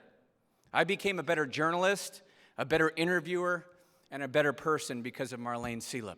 And I'll be forever indebted to you. Congratulations, Marlene. Wow, how do I top that? I'm just going to read what I wrote. There are a few people who come along in your lifetime who truly changed the trajectory of your life. Marlene, you are one of those people for me. Even though when I first met her, I thought, oh my God, I'm going to work for Angela Lansbury, J.B. Fletcher from Murder, She Wrote. You know, I've been talking to this lady on the phone, then I meet her for the first time and I go, JB? My dad and I watch that all the time. Marlene saw something in me that I truly did not see in myself. Her decision to cast me alongside Ryan Cheverini, my partner in crime, brother for life, has truly changed my life and been the best career decade of my life. Marlene set the bar hard for all of us. She challenged us daily to hit it out of the park. Our days at Windy City Live, as many of you know and watched, they were fun, not only on the air, but they were fun in the office on the 11th floor, 10th floor, and the 4th floor. She was fun. She is fun. She was passionate. She was empathetic. She didn't take no for an answer like Ryan said. She cared deeply about the show and all of the people who worked on the show, and she also cared about the people of Chicago. She stood up against injustice, and she encouraged us all to fight for solutions in our shows. She reminded us daily of the platform that we had and to use it for good. It was Marlene and her leadership that led us and gave us the foundation that gave Windy City Live the legacy status that it still has in this city today. Marlene was woke before woke was popular. They don't make them like Marlene Seelip, and I am honored and proud to say I worked for her and I worked with her. Marlene said to me on her last show, before she retired, that I was fearless. She never told me that. I never considered myself fearless. My eyes welled then, as they do now, because that's what I always thought about her. And to think that she saw that in me. Someone once said, be as fearless as the women whose stories you have applauded. Tonight, Marlene, we applaud you for not only giving so many of us who worked with you on Windy City Live an opportunity, and for some of us a start, but for being the trailblazer in an industry that was not always kind to women. Take a look at your video. Marlene's television career started at WBBM-TV here in Chicago, first as an intern working for the station's early morning talk show, then in other departments at Channel 2. But just down the hall was the nationally syndicated Phil Donahue Show. It didn't take long for Marlene to be interested in The Donahue Show, and The Donahue Show to be interested in Marlene. She joined the show as a fledgling producer, and the job was tailor-made to her fiery personality, her zest for the truth, and all things fun and exciting. When our show began 20 years ago, we weren't sure we'd last 20 days. People said, "Where's the band?" They wanted to know where the couch was and the desk. We did not look like a talk show. The rap was that we were visually dull, so naturally we did what we could to fix that. Our motto became, call us anything, but don't call us boring.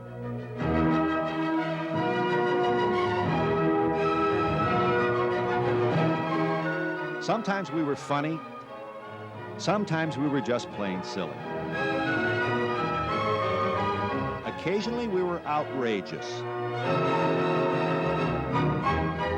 And more than occasionally, we enlightened. Sometimes we were sentimental.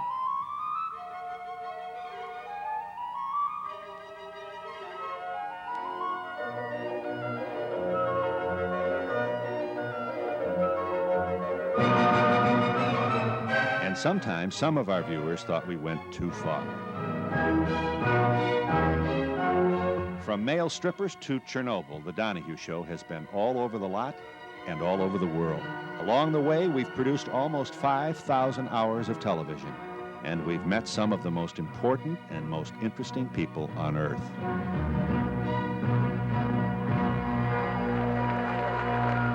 During her career, Marlene has worked with Montel Williams and John Walsh. She launched John and Lisa from Hollywood and The Jane Pauley Show, and produced pilots for Quincy Jones, Isaac Mizrahi, and Dan Aykroyd. But no one she worked with made her laugh harder than groundbreaking comic Joan Rivers. The Japanese have come into our country, systematically taking over our businesses.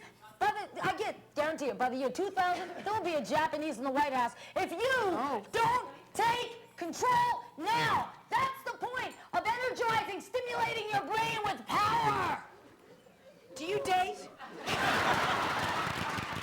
In 2007, she returned to Chicago to run NBC's In the Loop with iVillage, starring Chicago's own Bill Rancic, Kim Coles, and Erica Vetrini. And it wasn't long before Chicago tugged at her sleeves again, this time to launch our own Windy City Live right here at ABC7 and to fill the station's legacy local time period occupied for so long by the one and only Oprah Winfrey. Well, well, doesn't this taste good? Stir in the pot. Right, stir in the pot.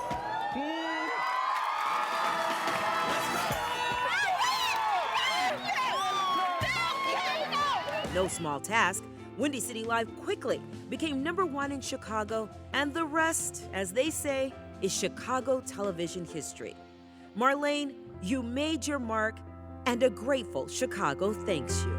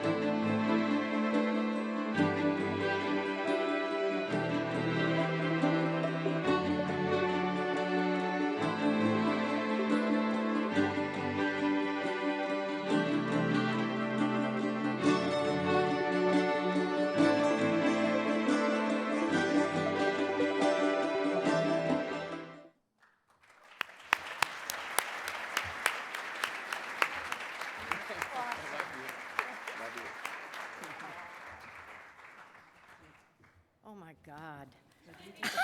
I'm a behind the scenes person. I'm so honored to have gotten this award, and it makes it even more special that it's in Chicago, because this is where I started my career and it ended. It was a perfect circle. And on the slideshow you just saw, there are some people that you might not have recognized. One was my high school drama teacher who changed my life. He put me in the direction that I was meant to go to. So all of the students that are here today, I'm sure you have teachers just like that, and you will never forget them. They change your life. Also, I had mentors. Jay Donnellian, who worked at CBS when I was an intern, took me under her wings and shared everything with me. She made me comfortable in an environment that I'd never worked in before. And also Darlene Hayes and Pat McMillan from Donahue. It was amazing. That show was so powerful. And I was there a very short time, and I was producing because there were so few people. If they liked an idea, they gave you that chance. It was amazing. And what all of those people that I so admire and that were early before my career, what I could say about them that was consistent was each and every one of them had what I so admire, which is generosity of spirit. I think that has pushed me along my entire career. And I've tried to do that for people that have worked for me. So I want to start with Windy City Live and go backwards. Windy City Live was an idea by Emily Barr. It was bold, and she was right on target. To try to replace somebody like Oprah Winfrey is pretty remarkable. And she looked at it as something as to put a local show in there so that she could serve not only the community, but she thought that's the way the television world was going. And I think she was incredibly right. And John Idler, I have to thank, because he kept that show going for 10 years. And it could have been stopped at any time, but they believed in it, and I did too. In fact, damn that Tamron Hall. Because I think there was more life in that show. I really did. So, hosts are what you need. If the people don't believe the people that are front and center, then it's not going to go anywhere. And so I want to tell you these two are a terrific team, and I'm going to repeat what she did. Val is fearless, and if you don't believe me, you should talk to Rahm Emanuel and Stephen A. Smith. Smack! She just stood up to them when they tried to take control. She said, "This is my house." She also, besides that, she's the salt of the earth. She's a wonderful mother, and she can do anything she sets her mind to. She knows her value. Ryan, and this is going to sound strange, but is bigger than sports. And sports is about as big as you can get. But what I mean by that is he's got a range that's quite large, and he's shown that he can do other shows besides sports. He fits in many places. He's confident. He loves to make people laugh. And that made our show lighter than I might have done. And he has a big heart. He shared painful tragedies in his families because he thought it would help others. And I'm sure that it did. And on top of that, being that they're talented people, they're very nice people. We also had contributors on the show that I want to at least mention, and that's Ro Khan, Mark DiCarlo, Billy Deck, and Nina Chantel. They added their talent and their flavor to our show. Also, Ji-Suk Yi, who started doing social media on the show.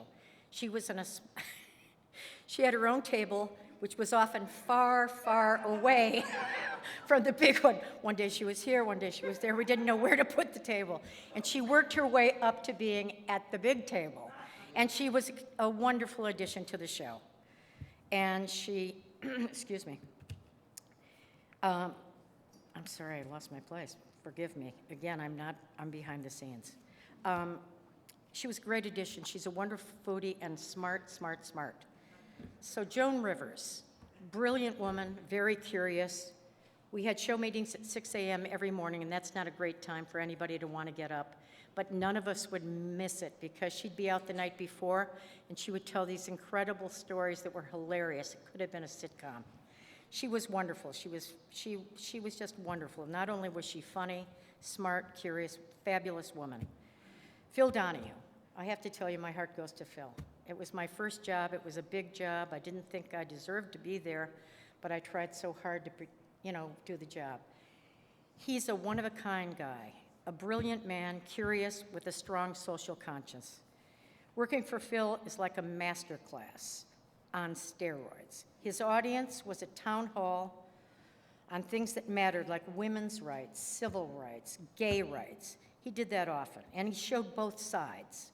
So it wasn't just, and it was a conversation.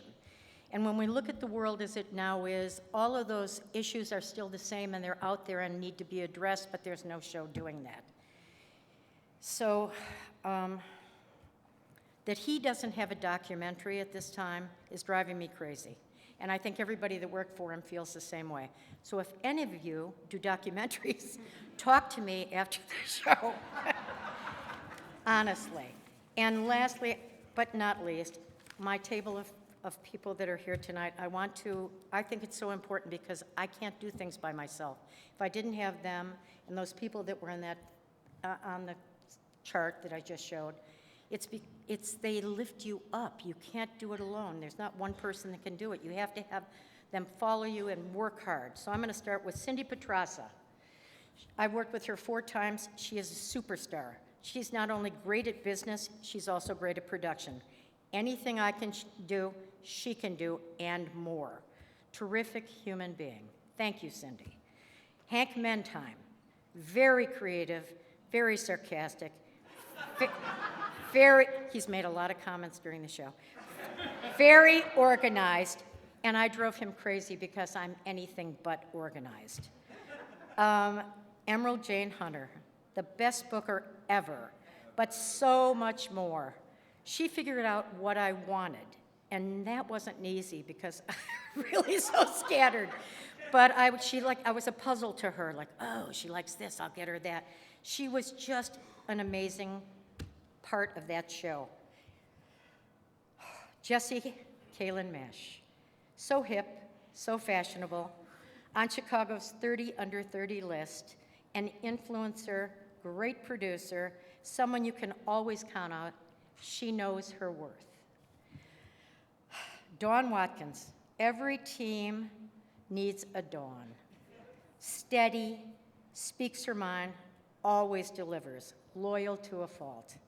And Matt Knutson, who is here somewhere, who was with the hi, Matt. He moved up to be VP at NBC. Way to go, Matt. Creative, great producer, and line producer. For all who worked at Windy City Live, thank you for sharing your talent. I am internally grateful. It was a perfect way to say goodbye to my career. Thank you so much.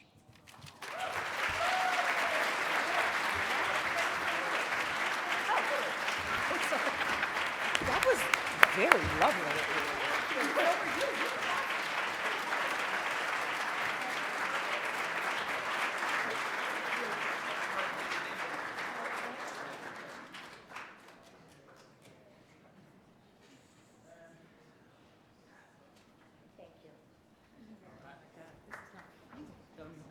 Let me help you down. Okay, I know I do fall.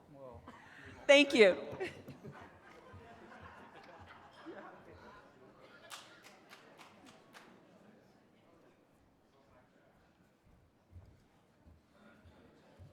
All right.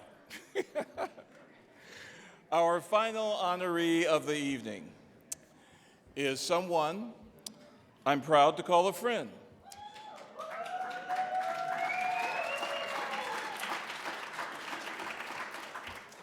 But a lot of people can say that because Jose Sanders is a man who's never met a stranger.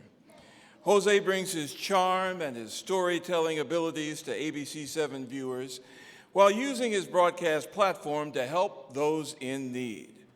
Last year, Jose helped induct reporter Roz Varon into the Silver Circle. And tonight, it's role reversal. So say hello to Roz Varon.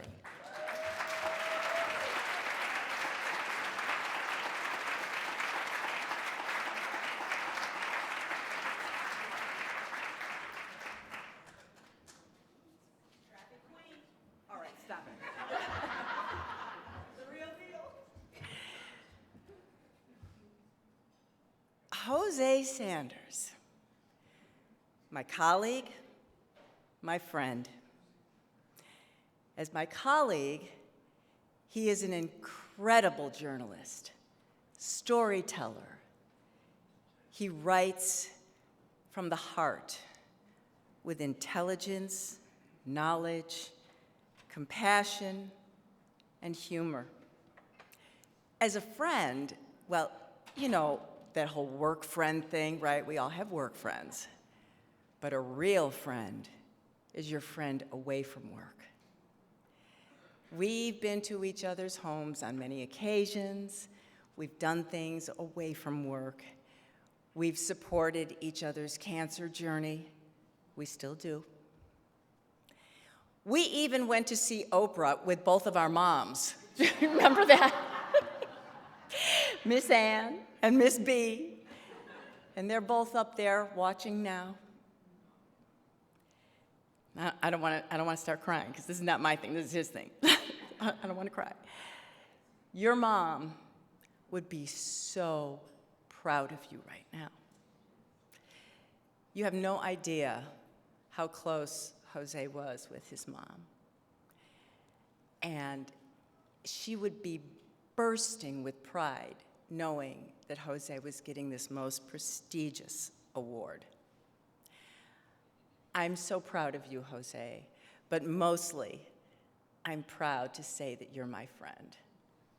I love you. Now watch the video.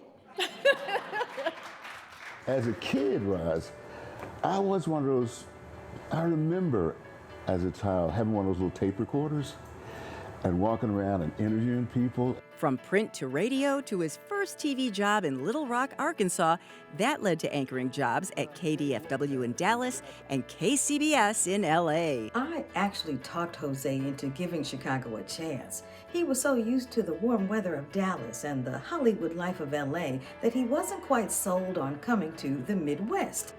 You're welcome. So I walked in there and I saw all these people I knew. You know, there was Russ Ewing, there's Bob Petty, Charles Thomas, Harry Porterfield, everybody that I knew, these black guys.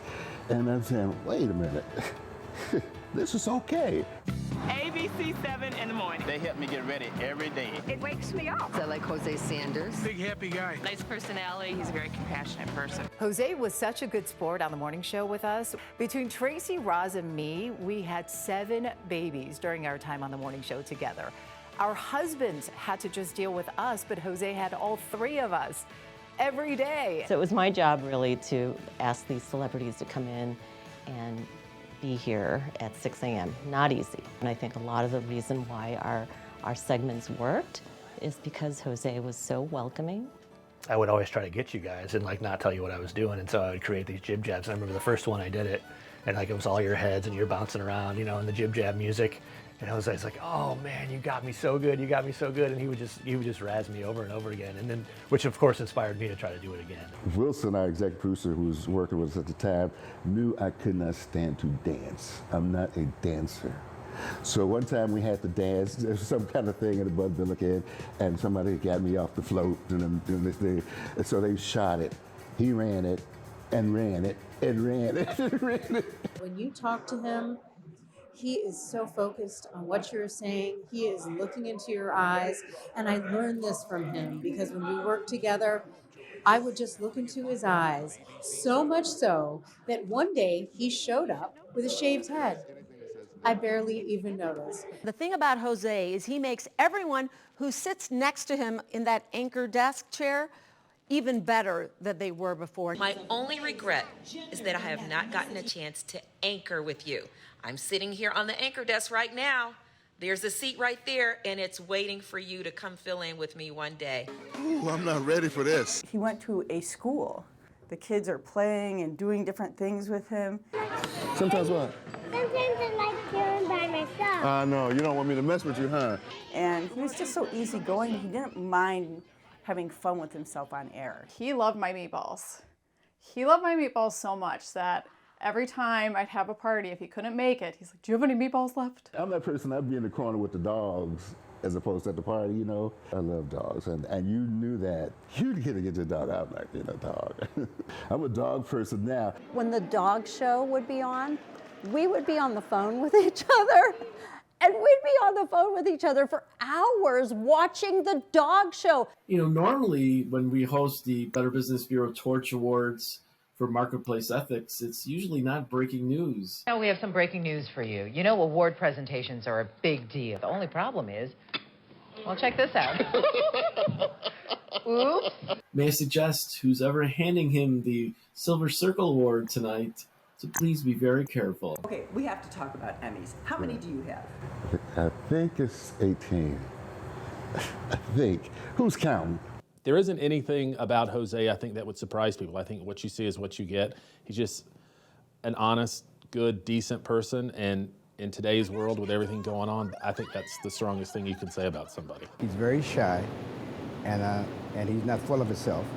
He's just a humble guy. One thing I've just always appreciated about Jose is the way he connects with the community, right? You can't go anywhere with Jose without being stopped multiple times. Whether you're walking on the street with him, at a community event, it's apparent how much people love Jose. Cancer the first time, it's like you feel mortality, but I had a whole, not just a village, I feel like a whole territory lifted me up. When people in Chicago love you, they love you hard. Welcome back, Jose. Welcome back, Jose. We love you. They surround you, they protect you, they embrace you, and they love you. Jose, congratulations on the Silver Circle Award. It's so well deserved. Thank you for everything you do for the station. You're a big part of our success. I can't think of anyone more deserving and more committed to Chicago and the communities surrounding it. So, welcome to the club, Jose. God is going to continue to bless you. You've got 25 more years, silver, golden, all those anniversaries are ahead of you, Jose. I was literally in awe of you. And I mean like fangirl in awe of you. I still am. And today, I am as proud to call you colleague as I am grateful to call you friend.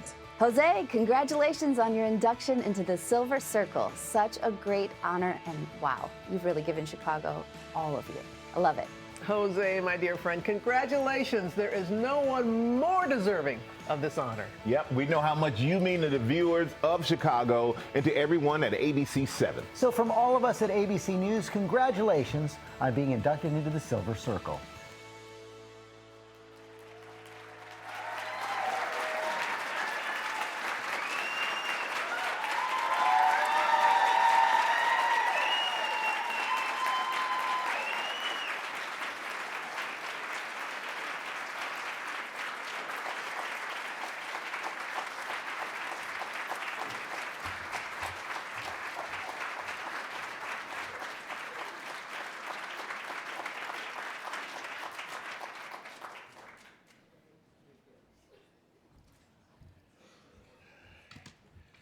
Now, y'all know that's not right. Thank you so much. Now, what you're seeing here, I must explain.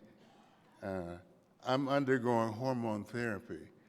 So the tears are from the hormones. I'm not emotional. This is not getting to me. I don't care. It's these hormones that's doing it. And that's my story, and I am sticking to it. Thank you, Roz. Thank you to everyone who appeared in the video and those who've been with me for so long. I am very humbled and, quite frankly, surprised to receive this honor. I'm reminded of an old Deborah Cox hit from a few years ago, the lyrics being, "How did you get here? Nobody's supposed to be here." Well, maybe y'all supposed to be here, but not me. I don't feel that way. I don't feel worthy of that. And that just about sums up my feelings tonight. I still feel like that little black boy who lived for a time in the housing projects in Arkansas, who survived on the government food. That was before the time of food stamps and the advent of the link card. I feel like that same kid who was denied the chance to become the first black valedictorian at our Southern high school because of some academic shenanigans pulled at the last minute by those in power. The same person who was later told, "You will never be an anchor on the news. Just do the sports, because that's something y'all know about." Told by another so-called expert that black men would never be considered for the main anchor spot on the newscast because that's too much like the leading man in the movies, and people are just not ready for that. I got some stories for y'all. I got stories. But that's for another day. Because I thank goodness, or as I would say, I should say, I thank God that I had parents and teachers and later friends and colleagues who made sure I knew that in my head, in my heart, in my soul, that no one can define you but you. I'm grateful for being gifted with the understanding that hard work and good intentions are their own reward. So while I appreciate the accolades, I only wish that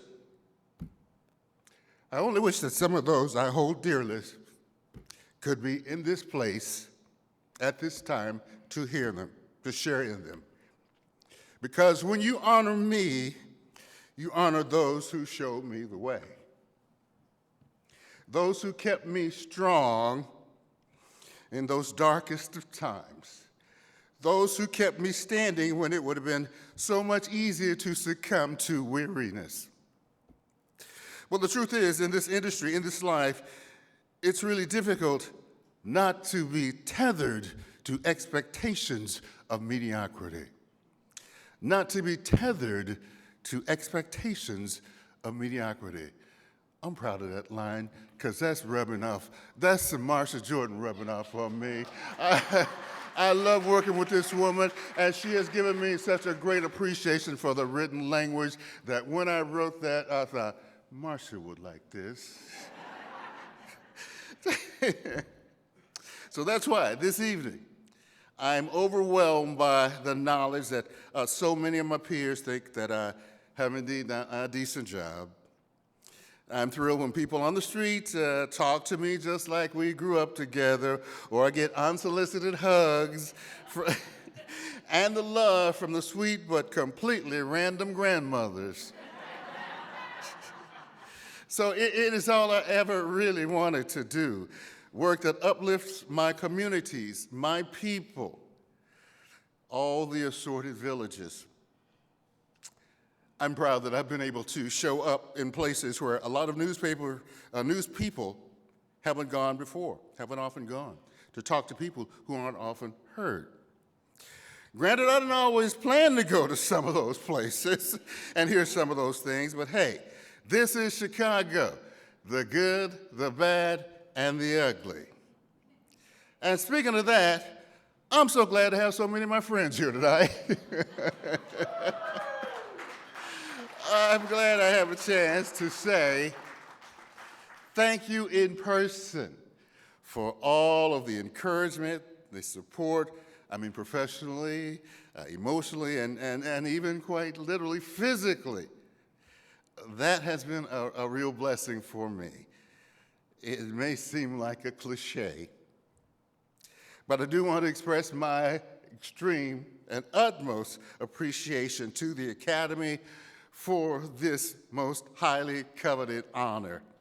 It is a real highlight for me in my life. And above all, I am grateful for having the chance to give all the glory to those who, I hope, are looking down and saying, well done, my son. I'm truly proud of you. So thank you very much for listening, and thank you very much for seeing me, Chicago.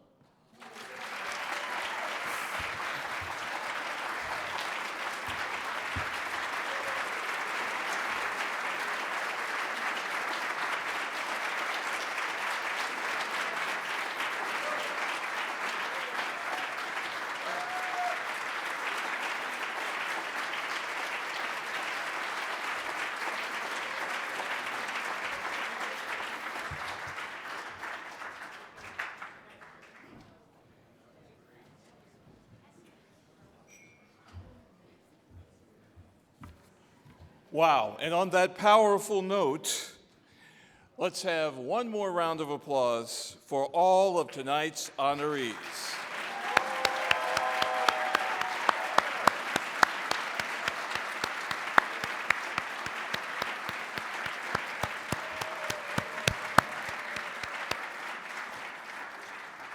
I'd also like to remind you there will be a 90-minute highlight program of this evening's Silver Circle Honors presentation that airs on Sunday, May 21st at 1 in the afternoon on The U. And you can find all the details in tonight's program book. Thank you for joining us for tonight's celebration of television excellence. It's been an honor to be here with you. Have a great night.